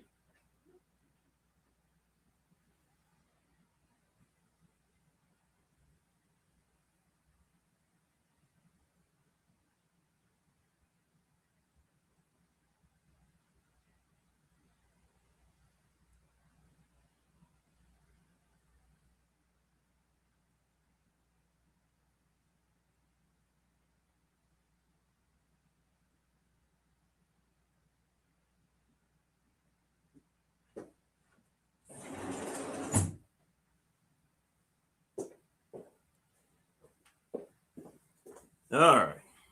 Now I'm back. Sorry about that. He has a critter, so yeah, we had to get him taken care of out there. From one coach to the next. What's going on, TG? What's up, buddy? How you doing this morning? How's the weather? Right, how's the weather down there? It's chilly. It's going to be a pretty day, but it's chilly this morning. We're in the teens. Let's see. Yeah, I was. What about you? I'm good. It's a little chilly down here. Got a team meeting tonight, so we'll get most of these guys in and kind of get rolling. And then we still got 2 weeks out, on the road. So we got a couple spots left, so we're not done yet. So we're going to kind of turn our attention now to probably some high school guys and JUCO guys to sign in February. So we'll see how that goes.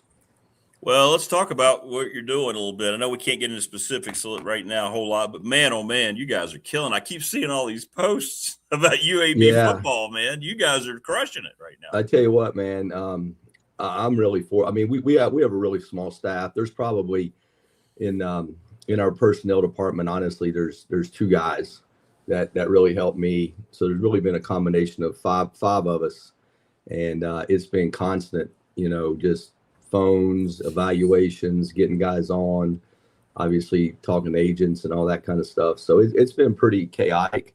I did not get a chance to watch any of the games this weekend, so I didn't get to see your Broncos. So anyway, from that regard, but it's been fun. We're not quite at the finish line yet, but we're getting where we need to be. We're a much better team than when we took the job 2 weeks ago. So looking forward to it. Well, I know that's what excites you about this whole process, and I can't wait when we can talk about them a little bit in more detail. But the great thing is we've created some competition, because competition makes everybody better, and you got to make sure that kids compete, because it still gets down to discipline, accountability, and toughness, and you got to earn your reps.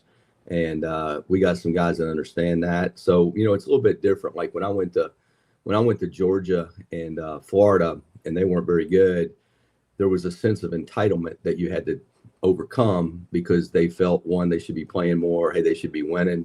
I mean, you are what your record says you are from that standpoint. Well, now here, there was nobody. So you can kind of, you can get those guys that you want from from an attitude standpoint, character standpoint. Obviously you got to have ability.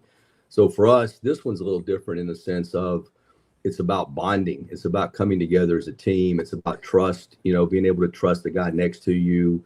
It's belief in what we're doing and all that kind of stuff. So really, that's going to be the challenge, really starting Wednesday on, is just bringing these guys together to form a group that we can go out and compete. So that'll be the challenge. That'll be the fun part as we move through spring.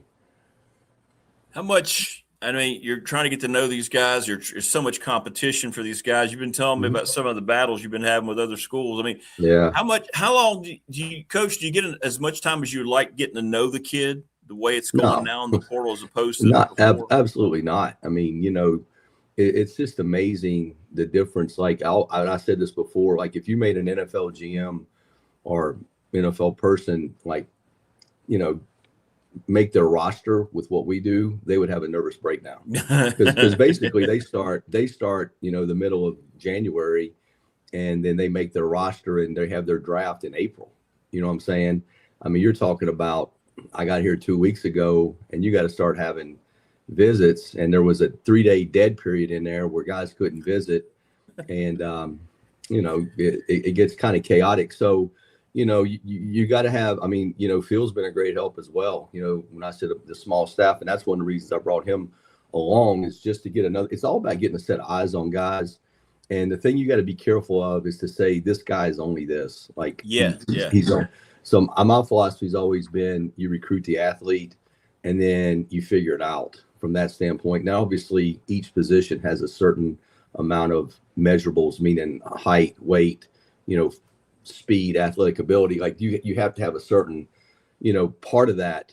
But I don't like to pigeonhole yourself into, this guy can only play one position, because when you do that, you don't have flexibility and everything. So the thing that we tried to do is get as much flexibility with the guys that we did sign, that we can put the best 11 on the field based upon who we're playing in the matchups, whether they're in 11 personnel, 12 personnel with multiple tight ends.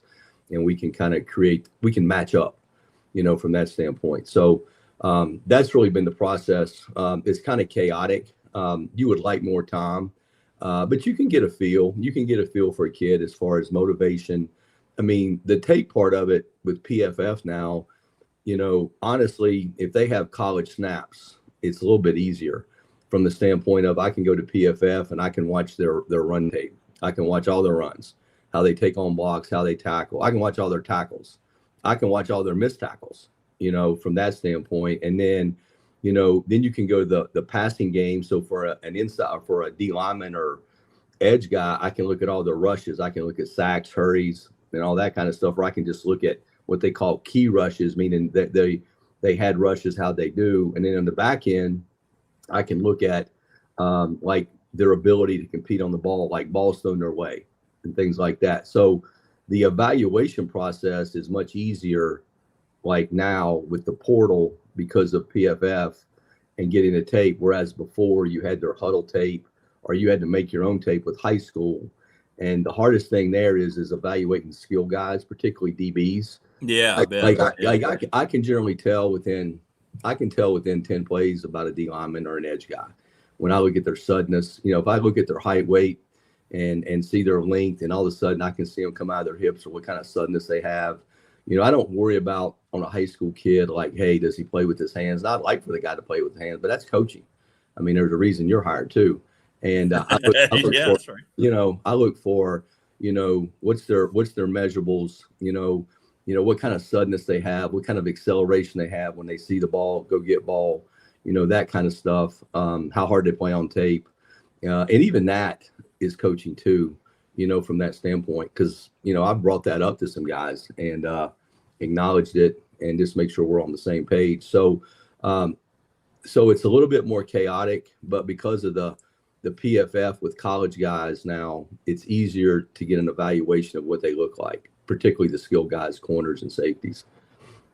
How do those conversations go? Does that tell you a lot about their character when you're saying, look, we might have to think about putting you here, or you might be able to get on the field immediately here? How does that conversation go with guys? Like you're saying, you don't want to just say, hey, you're this, and that's all you're going to be. Yeah, I think the biggest thing is the players are always looking for what's your vision for me? How tell me your vision within your system. Like we signed a kid yesterday, that is the most explosive player I've seen. Okay. And Phil, he's probably one of Phil's top 3 guys. And, if he was 6'3", he could go to any school in the country. Okay. But he's 5'11" and 3/4. So that means he's not an every down, edge. He's not an every down edge player. Right. But in the National Football League, as well as us, people are always looking for like a Mike linebacker or a stack backer that can play off the ball, but you can walk down to the edge systematically at times to rush the edge. Well, this kid, I basically explained to him, look, you're a 3rd and 4th down player right now. Meaning, I know you can rush the passer, you're a DPR. 4th down, you're going to play special teams because you can run, you're explosive, you like contact. So we got to create value for you in how we play you on 1st and 2nd down. And I was honest. I go, you are not playing into the linebacker 1st and 2nd down at a higher level, meaning now or, next year or National Football League. The way you create value for yourself is you've got to learn how to play Mike backer. And if you do that, you become elite because just not, talking like Paul Pasqualoni, even Matt Patricia, Nick Saban, all these guys, we're very similar systematically, Brandon Staley. And, you like to set the edges of your defense, right? Well, if you have a guy that can play off the ball like that, but then you can create a front where he can walk down to create what we call a cub or a 5-1 package, and that singles guys up. But you do that, but this guy has real juice off the edge, like it's a problem, okay? And I explained my vision to him and his mom, and we were fortunate enough he chose to come, and we just got to develop him now, because the hardest thing to do is evaluate inside backers. Like I can evaluate D linemen, edge guys, even corners. Like you can tell if a guy's running, if he's covering. That stuff's not that hard. inside backers with all the motions and the crunch plays where the tight end comes back across the ball and you got to fall back, and all of that stuff happens really quick, right? So like the hardest thing to find is stack linebackers, okay? Because most people don't put those guys that you need athletically, they don't play that position. You know what I mean? If they're that kind of athlete, they're running the ball they're in high school, they're running the ball on offense, or they're putting them coming off the ball on defense, or they're playing at safety. And then, you know, because they're athletic. So for you, you're going to drop them down. So that's the one position that you always have to have a little bit of a vision. And how, like, for example, without saying kids' names, like I've had like Alec Ogletree, for example, when I had him at Georgia, he was a safety for us. I knew the guy wasn't going to be a safety. I mean, the guy was 215 pounds and he hadn't started eating, you know, so I knew once we got our hands on him, he was going to be 235 pounds. Well, he came to Georgia and I played him as a freshman, and truthfully, he wasn't ready to play as a freshman, but he was one of those guys that was always the guy. You know what I'm saying? Like, the guy. So truthfully, I wanted him to get his ass kicked as a true freshman. So that way he understood going into his sophomore year, I got to work. I got to put in the work to be a player, because I knew he was going to stay 3 years. Like after year 3, the kid was going to go to the National Football League. So to redshirt the guy would have been not very smart on my point, because I'd only gotten 2 years out of him. So why not use him, you know, sporadically as a freshman? He actually was at one time, like we had a package where he spied Cam Newton. He did play safety some for us in a backup role. But then that spring, we moved him to money linebacker. And he played 2 years for us, and he was a first-round pick and played like 10 years in the National Football League. But we had that kind of vision for the guy. So I have a vision like that for a few guys here, how to do it. We just got to go through the process and get them, you know, kind of rolling and see what happens. Because at the end of the day, defense is about tackling the guy with the ball. Okay, that's really what it's about. All right, and size matters. Okay, so if size didn't matter, they wouldn't have weight classifications in boxing, because a big guy is going to beat the shit out of a little guy every year. That's right. That's right. You can take the 100th ranked heavyweight and against the number 1 ranked welterweight, and he's going to kick his ass. Okay, that's just the way. That's just the way that stuff. And there's only so many big people. So when you add big people that can run, that got length, that's when you can become like a dominant defense. That's when you can like be intimidating and do those kind of things. So, you know, that was kind of a focus on that. And it's never exact. I mean, and like at the end of the day, I was really excited. We got a kid yesterday as an inside backer. You know, the kid's played 1,200 snaps the last 2 years. So we were able to get a kid, and actually it was us and UCF. And we were able to get a kid because, and truthfully, credit to him, he saw his vision to come in and be a major contributor for us. Okay. And be a part of a rotation and help us. But that was important to me because, you know, you got to be careful taking, let's say a guy's got 22 snaps this year and he had, 10 snaps last year. Okay. This guy's played 32 snaps in 2 years. I mean, what's the issue? Okay. So not that that's wrong, meaning, hey, look, a kid can go somewhere and it could be a mistake. Maybe he powers up. Yeah. And that's not, so that happens. I'm just saying that you have to be careful as you make your team to make sure that you have good balance. And the one thing that I wanted out of that position, I wanted some consistency. I wanted somebody that had played the position. So when you look at two of our backers that we signed, between them, they have roughly 2,400 snaps in the last 2 years. So that part of it was exciting to me, knock on wood, that we, they're healthy and they can play and all that kind of stuff. So I think it's just a matter of balancing your roster out and trying to get the height, weight, speed measurables that you like, and then giving yourself flexibility within your system based upon who you have to put the best 11 out there, and then let the guys go compete. That's the fun part. The fun part is competing. I mean, that's how we all get better, is going and competing. So, we're going to compete from Wednesday on and see what happens. Good question in chat, Coach. Do you look if they come from winning programs and now out of the portal, or, back in the day when it was strictly high school kids? I mean, how much does that play into what you're thinking, or do you not? I don't really look at that because it's an ability thing. I do think that, you can, like, I can watch a tape, and if a guy's on a losing team, how hard's he playing? You know what I'm saying? So, like, if a guy's on a team that's losing, or they're down in the game, but he's still going balls to the wall, playing hard.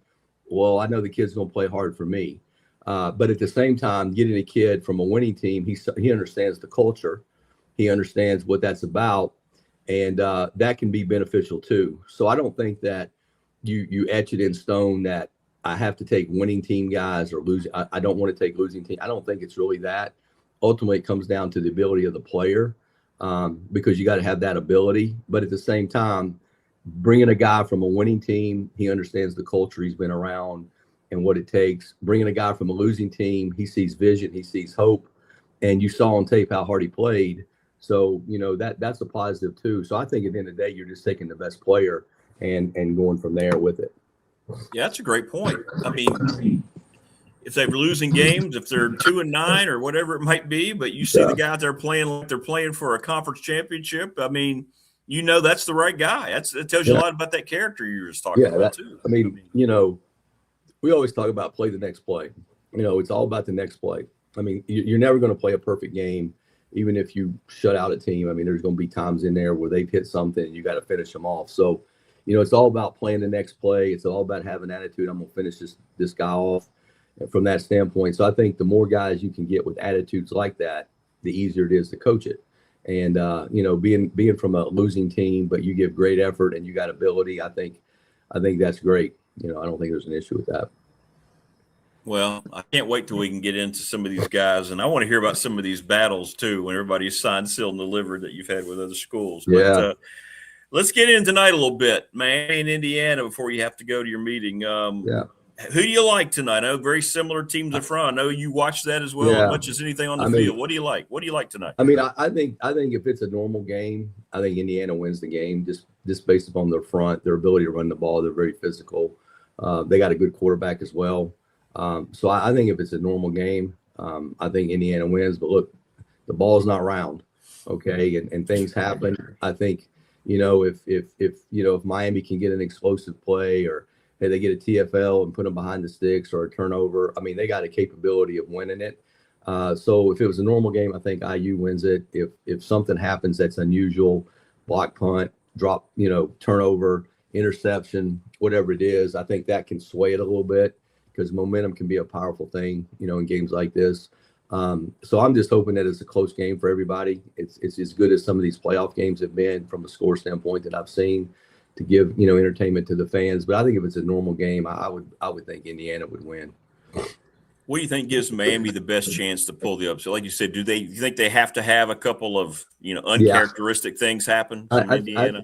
I think that a couple things. Obviously, turnovers are going to be a difference. Can you win the plus minus battle in turnovers? I think their ability. The one thing about Indiana is they're a good tackling team, so they don't have a lot of yards after the catch. They don't have a lot of yards after contact, because they swarm the ball, they run the ball, but they're also very good tackling. So Miami's got a couple skilled guys like the Malachi guy. I think he's 10 or 11.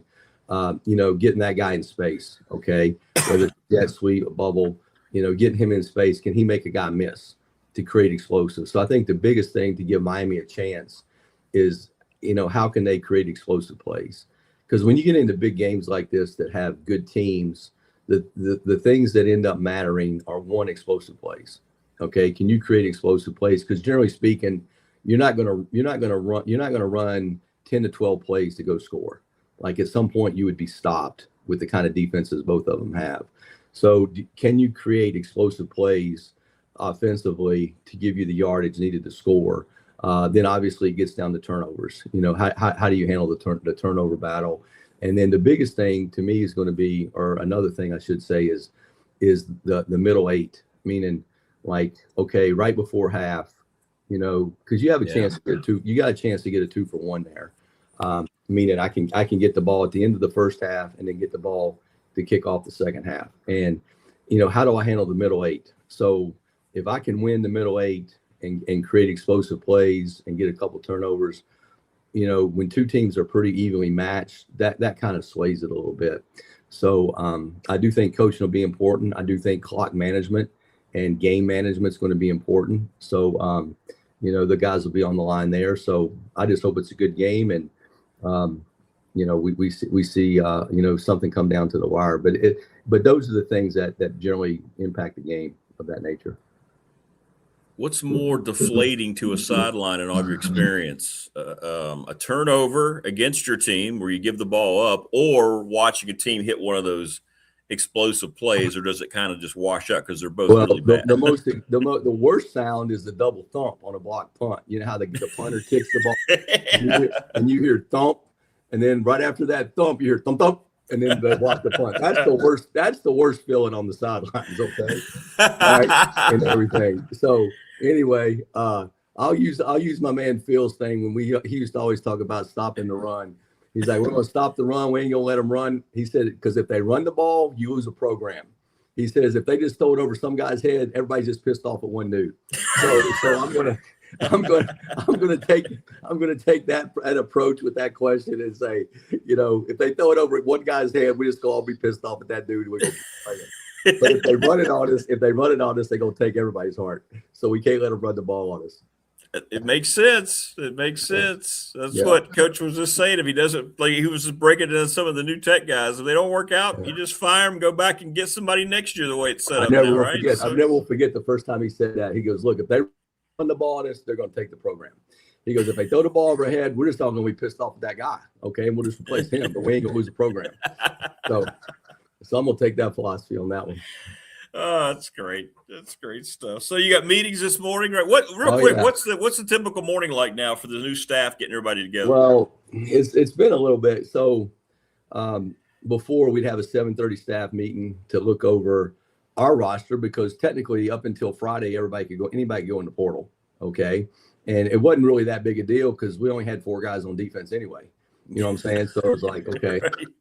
So we do that. And then once we break from there, it really got down to, we had visits. So like 8:45 visits started, and they would have visits here all the way up until, mid-afternoon. So you had those. And if you weren't doing those, I was evaluating players to try to get them in here. So it was a constant cycle. And then those guys would leave, say, around 4 or 5 o'clock. And then you would have another group coming in at, say, 6:30 at night for dinner. And then you would meet with them, and you'd have them until, 9 o'clock, 9:30, whatever. Because it wasn't like a total official visit where, you entertained them per se. It was kind of like, 9 o'clock, 9:30, because you try to get to know them too and get a feel for them and all that kind of stuff. And then basically you just rinse and repeat and do it again. 7:30 staff meeting. You had guys coming in from really 8:45 all throughout the day. And then if you were free at any moment, you were free. I was watching guys, to try to get our numbers where they needed to be. And we really did that for 2 weeks. So that was kind of a whirlwind. So we'll do that today. Got a 7:30 staff meeting. We got a little community service deal to, get the new coaches, myself and some other guys, in the community, kind of meeting some people and doing that. So we'll do that. We got a team meeting tonight, so we'll have that. And then honestly, there's certain coaches that are going on the road the next 2 weeks, because you can still go on the road. And we have like, I want to say two to three spots left defensively. So, we'll kind of look to target some big guys, and then obviously the best available young guy, because I still think it's important to get, youth in your program and develop it from that standpoint. So really, I'm going to go back to watching those guys. And then we'll also start implementing our system, because I've had a lot of guys text me, I want the playbook, I want the install, which is great. We want to get that going. So we'll start that process as well. Wow, that's cool, man. That's so 2 to 3 more and you'll be done. Is there a time frame you're looking at to be finally done, or is it just who presents themselves? It doesn't really matter. There's a you have the February signing day, right, coming up, which a lot of people don't even look at anymore. So technically you can sign a guy in February, like the old school February signing. So I think we'll look to see what's available, high school, JUCO, from that regard, and try to look for, some talent that can come in. The issue there is those guys aren't coming into June, but that's okay. I mean, you take the cards you're dealt, and you make it work, and you develop them. So we'll kind of look for those guys and see what we can get done. Well, it's exciting, man. And you keep me updated with it. It's kind of cool. By the way, I love the old gold helmet. I hope that's the main helmet now. That looks great. Yeah. Looks I have great. I have no idea. So anyway, I want one of those mini helmets. I'll know that pretty soon. So. You will. Yeah. Well, all right, brother. Enjoy the game tonight, man. And congrats for everything. And All right. appreciate you as always. All right. You guys take care. See you. All right, man. Bye-bye. Be good. There you go. We'll let you get to your meeting now. Get to Coach Grantham. How good is that stuff, man? I think my there we go. My remote work just stopped working there. It takes you inside all that stuff. I mean, how good is that? Just to learn all that, you kind of get a visual. If you're a tech fan, you kind of get a visual on how, things are being put together. I mean, it's really cool. Really, really cool. Thanks to both coaches, Coach Elmassian and Coach Grantham. Coach Elmo is doing the whole incoming class, by the way. We just kind of split it up. So today we got through the quarterbacks. If you missed it, you got to go back, subscribe, like, and share. Go back and rewatch. You got through the two quarterbacks. To surmise, good grade for Grunkmeyer. Not so much on the Carolina kid, which is why he's at Tech, from where he was. Good grade on the tight ends, both tight ends coming in that have a chance to play immediately. Not so good on the running back from Louisiana. But he'll get into the O-line and all that. So it's great. You learn a lot. Thanks to Bob Christ and Ready Set Fund, ReadySetFund.com. Thank you, Bob. BobChrist11@gmail.com. CRIST, if you want to send him an email. Travis Williams, Professional Door Incorporated, residential commercial garage doors. 38 years in business up in Dublin, sponsor of our text line. National Bank, member FDIC, the exclusive banking partner of this program and of yours truly. Thank them for everything. The attorney, Ryan Pry in Radford, 701 West Main Street. Our BDST fan question of the week. We'll have that for you tomorrow. Little River Heating and Air, 295 Radford Street in Christiansburg, 540-553-2971. Charles Lee's a call. We're brought to you each and every day by Pulaski County Sports Entertainment. Thanks to Jonathan Sweet and Tim Miller. They are the best. Thanks to Family Fencing, sponsor of our studio, 540-200-8294. Thanks to all those folks. Thanks to Jason. Yeah, I couldn't respond to you, Jason. He's texted me during the Broncos game, and I was a little too uptight. Now I'm really uptight without my quarterback. And thanks to Mark Hunley, McClellan Chiropractic, sponsor of our chat room. Brandon at Top Shelf Apparel, thank you for everything. Lawson's Mobile Home Supply and the NRB Super Bowl.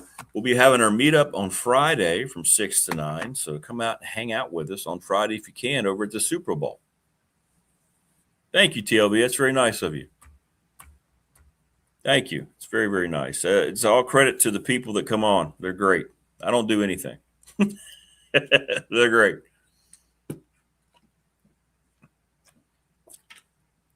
Yeah, it is for me. It takes you there. Like Todd's talking to us before he goes into his meeting, and you can kind of picture what that meeting's like, right? They're kind of constantly assessing their every aspect of everything that they have. It's really cool. It is really, really cool. Plus a bottle of cream. Really good stuff. Really good stuff. It sounded like, for the most part, he likes the running backs that were there. He said he wouldn't have spent money on the Louisiana kid. He wouldn't have spent money on this last receiver that committed with 2 catches because he likes the other 2 guys. He really liked the guy of Georgia Tech, of Louisiana Tech, which is great news. And the kid from Duke sounds like he's going to be just a major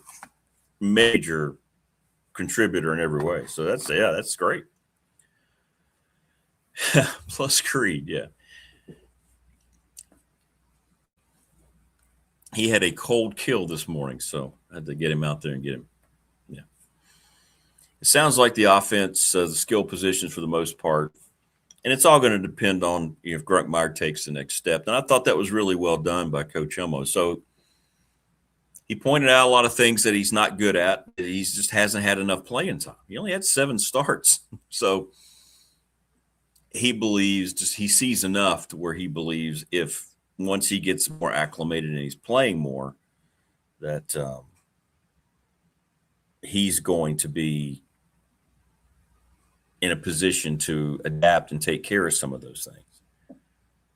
So that's, that's a lot of the good news surrounding it. I mean, guys aren't going to come in and be finished projects. They're just not. That's just not the way it works. It's going to take them a little while to turn into what you hope they can turn into.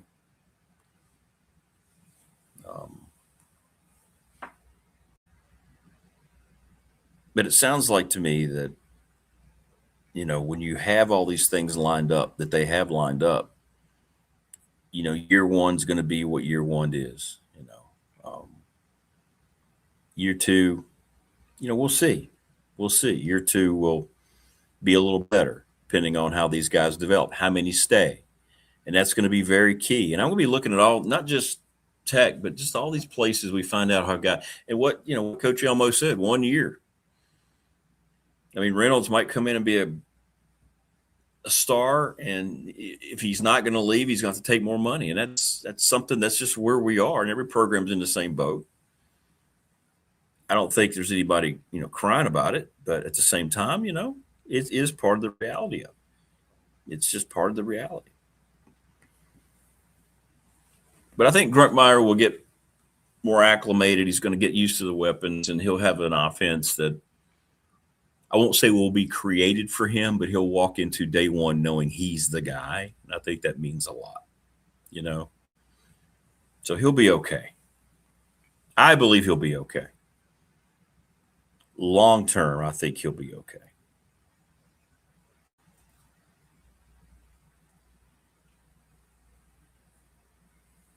Long term.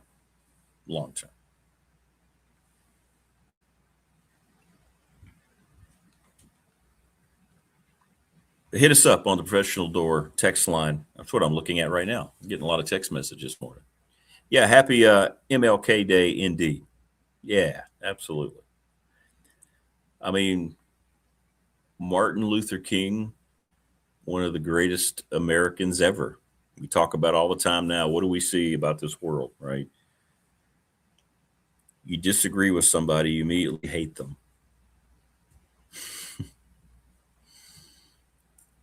I mean, it goes from just absurd everything. Absurd everything. Can't have disagreements. You can't have a conversation anymore. You immediately hate everybody. Well, he was a person who was hated for simply because of what he looked like. And what did he do? He preached unity. He preached forgiveness. He preached the Bible. He preached everything about what's good about humanity. So he deserves to be celebrated. And I wish somehow we could listen to those words. They'll be played a lot today. Dr. King's words and wisdom will be played a lot and referenced. Will people really take the time to listen, especially younger people? Probably not. And it's unfortunate. It's unfortunate. So, yeah. But good stuff from both coaches. It's great, man. It's great. Chris, what's up, brother? What's he say? 3 of the 4 receivers have promised Jackson will serve as the old vet. He's not as I think Jackson's one of those guys sounding like that when they need him in a pinch, he's going to hopefully develop into a guy that can make plays. Coach really liked his size. Young wide receivers as well. So, and you want to give a quarterback as many weapons as possible that can develop. And if they don't develop, you know what? I know it sounds cold, but Coach Elmo's right. And James Franklin's got the same mindset every coach does. You know what? If they don't work, you're fired. We're going to ask you to go into the portal, and we're going to find somebody who will. I mean, that's There's no more pity on this anymore. There's no more looking at this as amateurism. So yeah, that's just the reality of it. And I know coaches have buyouts and they're okay financially, but you don't get the kind of time to build programs like you used to. Now, a guy like Franklin who's been around will have a little more leeway as a veteran guy. But we just saw the most busy, hectic, insane coaching cycle ever with guys who were leaving places, guys who got fired and rehired. So we shall see how all these, it's just going to be so much to follow. I just hope that we can somehow get a harness on this to make you feel better about college football again. And I'm trying not to be naive because I know better, and I know it's going to be a while. I mean, Todd Grantham tells you nothing's going to change for the last couple, 3 years. The NCAA wants things the way they are. They like the chaos, the madness. This is what they want.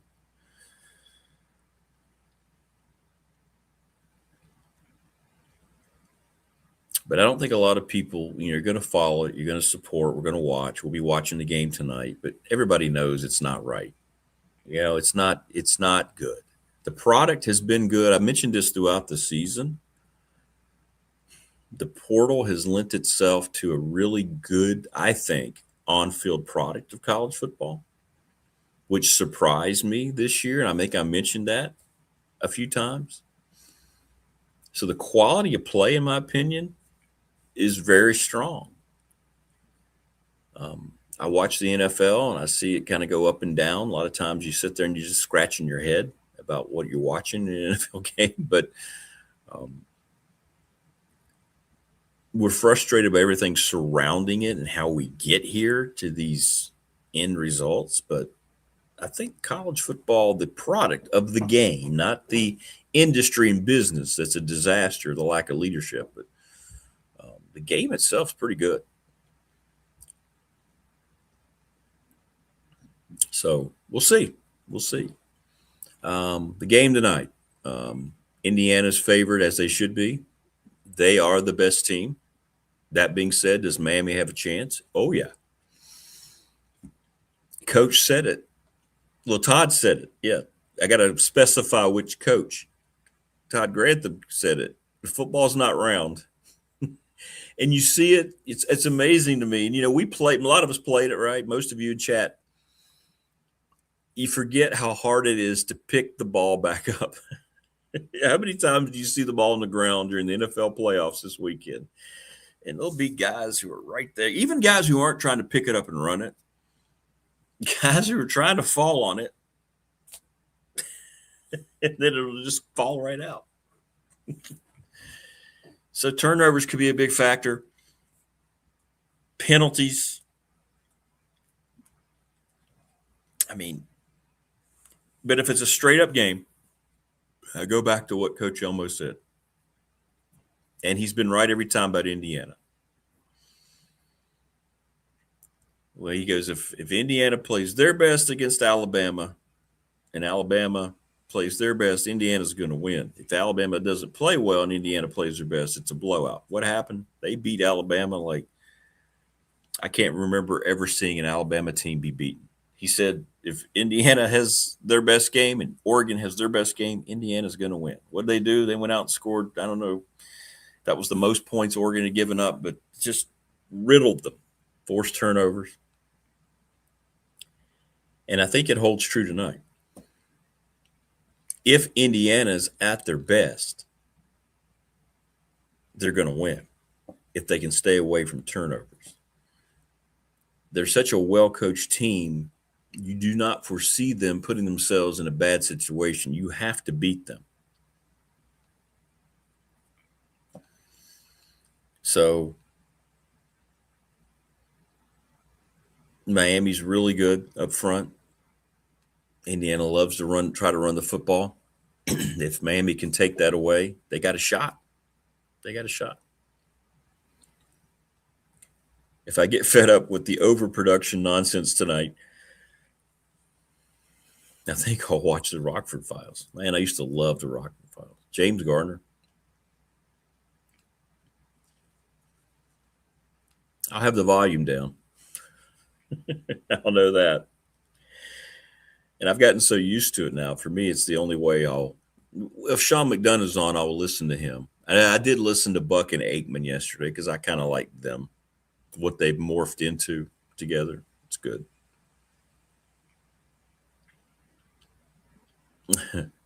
But not so much on the rest.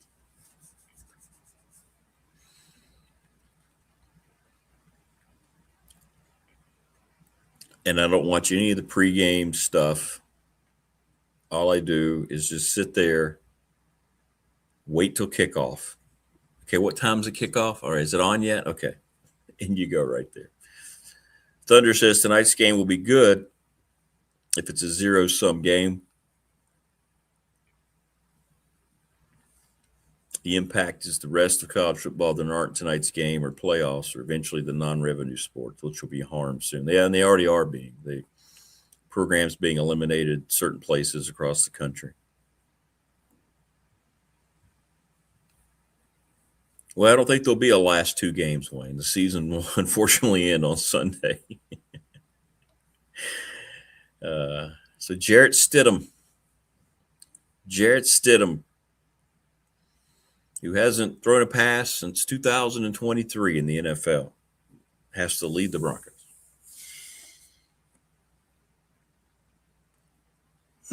Sorry. Didn't sleep well. But you know what? I do have hope because if you're a Bronco fan, you Knicks fan, you still here? The second Super Bowl year back-to-back. Winning Super Bowl year, I should say. After they beat up the Packers in the 97 Super Bowl, 98, John Elway was injured for, I think, a month of that season. And Bubby Brister, y'all remember Bubby Brister? Bubby Brister came in and kept that thing rolling, did a great job. Now, they had everything else they needed. Yeah, I agree. Roth and Burnup should do a live stream calling the game. You listen to that. He could be the next Nick Foles. Maybe so, Paul. Maybe so.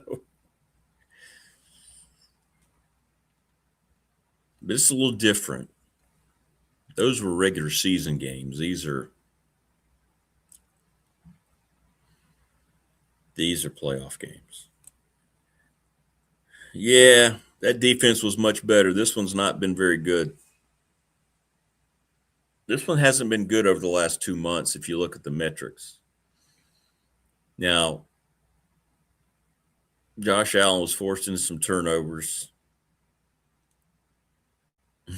Maybe Peyton will bring back Drew. Give Drew Brees a call for 2 weeks. That defense was special. That and that Ravens defense. What year was that? 2000, whatever it was. Two best modern defenses I've seen. And what I mean by modern is I'm not going back to the old Steelers, some of those Redskin teams, 49er teams, but Cowboy teams. But that defense was different. This defense doesn't have Von Miller, doesn't have DeMarcus Ware and Aqib Talib and Chris Harris Jr. and all those guys.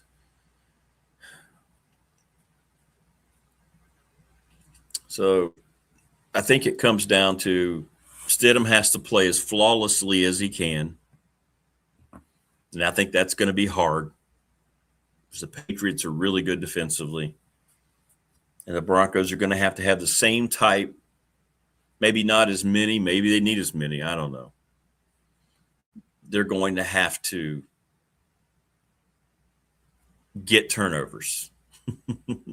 Short fields for Stidham. And they have to figure out a way to run the football better than they did Sunday. Yeah, 85 Bears for me too. Yeah. Buddy Ryan, the 46 defense. I think you're right. I think that's probably the best one I can think of. Yeah. Yeah, the Bucs had that really good defense that won the Super Bowl. Yeah, that Ravens team was special.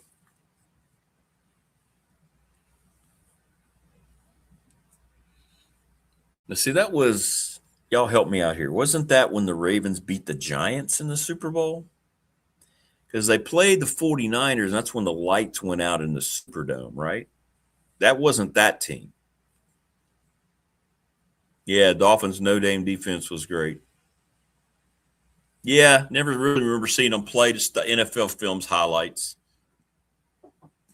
And John Facenda's Golden Tones. Yeah. The no-names. Was that Bill Arnsparger? Was that the legendary defensive coordinator for Don Shula? Was that Coach Arnsparger? Somebody check me on that. I don't know why that name came to me. Bill Arnsparger? Was that his name?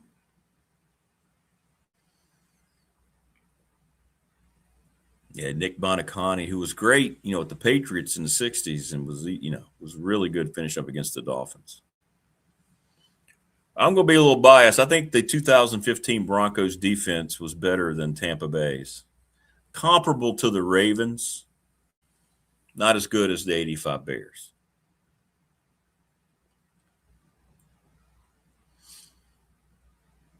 The no-fly zone, especially in today's NFL. They were special. Von Miller turned that whole Super Bowl around. A defensive player won the MVP of the Super Bowl. It's only happened, 3 times? Chuck Howley did it. The guy for the Seahawks did it when they crushed the Broncos in New York, and then Von Miller did it. But he had the early strip sack against Cam Newton, and then he got one again late in the fourth quarter. Von was a terrorizing player. Whew.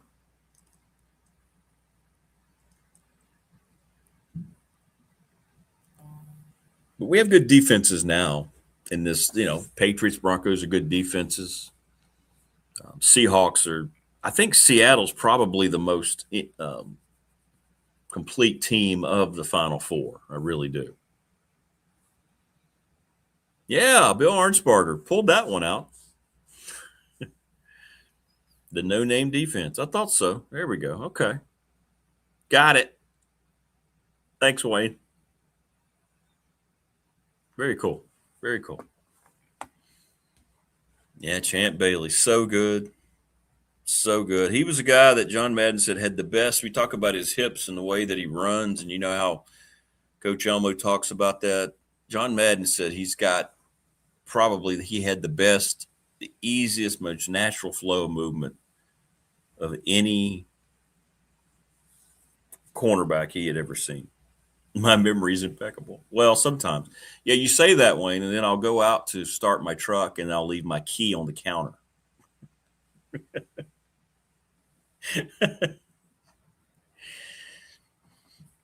Hey, Rick, did you remember to go by the store? No, I sure didn't. I forgot we even needed it. But boy, I can pull out Bill Arnsparger for you.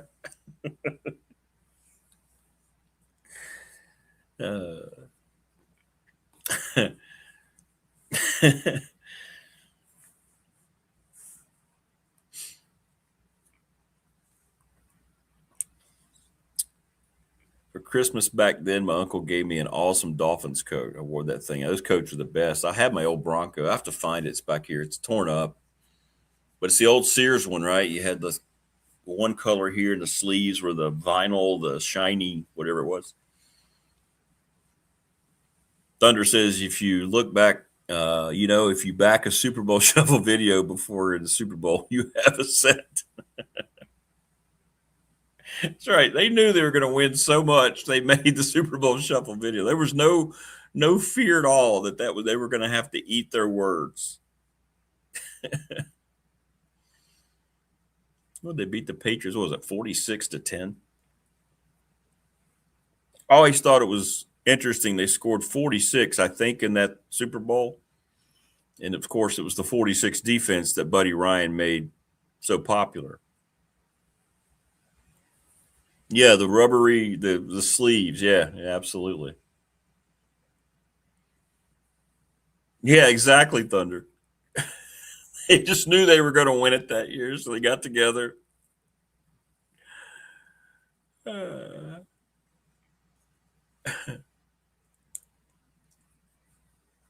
am amazed at seeing Herschel Walker beat the brakes off of Darrell Green in a 100-yard race. Yeah, Herschel was, jeez.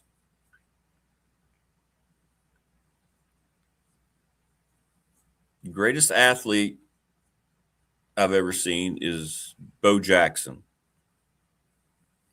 Easily. But Herschel Walker might be a close second. You know, he never lifted weights. Herschel Walker grew up believing that, and he may have gotten it from his high school coach, that if he went in and got bogged down with weights, he could hurt himself, but also would slow him down. So he did thousands of push-ups and sit-ups. And you see him without his shirt, he looked like he was getting ready to go and try to win Mr. Universe title. This guy was unbelievable. Prometheus says the Raiders defense was good in the late 80s. Yes, it was. Howie Long, Greg Townsend, Ronnie Lott still had a lot left. Yep, 100%. Oh, Greg Townsend, number 93. And then Howie, obviously a Hall of Famer. Just a Hall of Famer. Me and Walker, similar builds. Well, you know, I don't like to brag about it a whole lot, but back in the day, yeah. I did have, I found a picture. I won't be able to find it now. I don't have enough time, but I do have a picture of me in my early days of fighting. I have to show that. I'll get that on the, when I was trying out, actually. I was auditioning. And we did it up at Loving Field in Pulaski. I'll have to show y'all, because they were going around trying to find, you know, prospects to get involved. Or they had a tryout or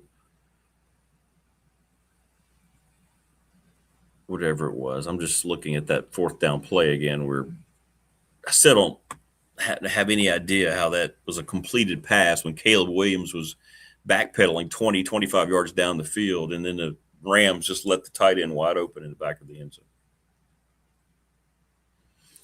Bo Jackson and Herschel Walker probably have the best genetics in human history. Well, and man, it breaks my heart. I can't watch it. His last play of football came on a great run of like 30-some yards, and you can see the step if you watch it. I want to say it was against the Bengals. He's running around right in. He makes a cut. He looks great. And he gets grabbed, and when he takes the step, you can see his hip kind of completely just disintegrate. It's just such a sad, pathetic, horrible way for that guy to end his career. And then he went on to try to play some baseball, and he did for a while. He never could get his hip fixed.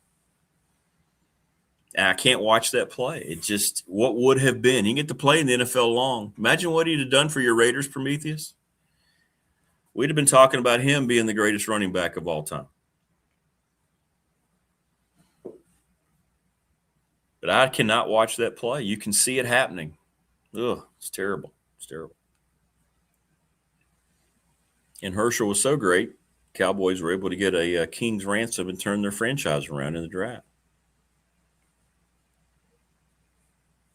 Yeah, when he ran, he caught that ball and like left center field, and his momentum carried him, so he just kind of did a scale the wall. What?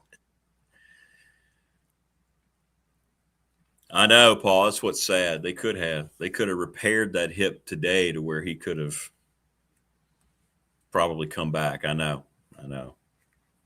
I think about that with Terrell Davis, who tore his ACL, and he never was the same because they didn't quite have the technology they do now. Yeah, he ran. Yeah, he took like 3 steps on the wall. Yeah.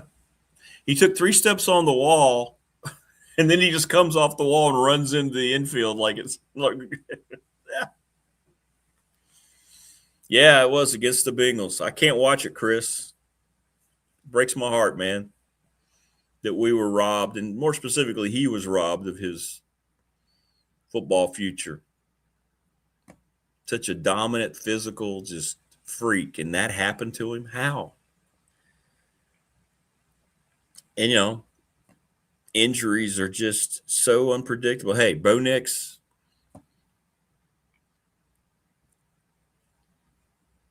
not sure which play it was. I don't know if it was Bosa's really late hit. That was a dirty play, Bosa, that got the OT roughing the passer call that they didn't take because there was also an interference call on there. But yeah, same with Bo Nix. He's done. No Super Bowl now because of that. Yeah, the classic card where it's a black and white card where Bo's got the shoulder pads on. That thing was very expensive for a while. No shirt, shoulder pads on his baseball card or whatever. I know exactly which one you're talking about.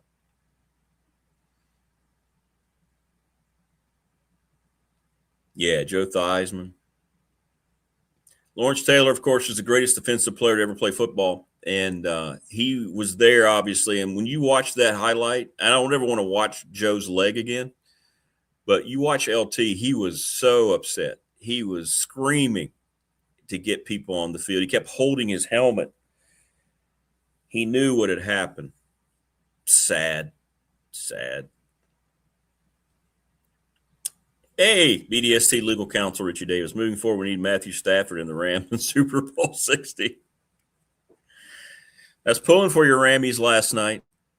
I thought the tight end pushed off, but for the Bills, for the Bears. Yeah, but we're not going to get our dream, Richie. We're not going to get our Rams Broncos Super Bowl now.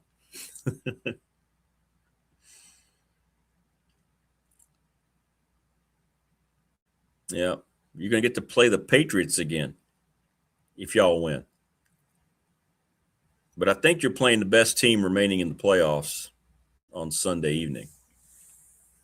Seattle's really, really good. And they've kind of blossomed quickly over the last 2 months. And you know what? I'm happy for a guy like Sam Darnold. What are the Vikings thinking now? They had Sam Darnold right there. We're going to let you go because we think J.J. McCarthy is going to be the guy, and he's completely not. If Jack Youngblood can play with a broken leg, why not Bo Nix? Exactly. So soft. He's having surgery tomorrow. Bo Nix already having surgery. But in any event, good stuff today. Thanks for joining us on the Martin Luther King Day edition of BDST. Please subscribe, like, and share the channel. Hope everybody has a great rest of the day. Enjoy the game tonight. We'll be here tomorrow to talk about it. Thanks, Chad, as always. Thanks to all of our great sponsors. And thank everybody who's been hitting me up. Movement has a busy day here on the Professional Door text line. Good. So, yeah, enjoy the game tonight, peeps. And we will see you tomorrow on the Tuesday edition of BDST. Take care, everybody.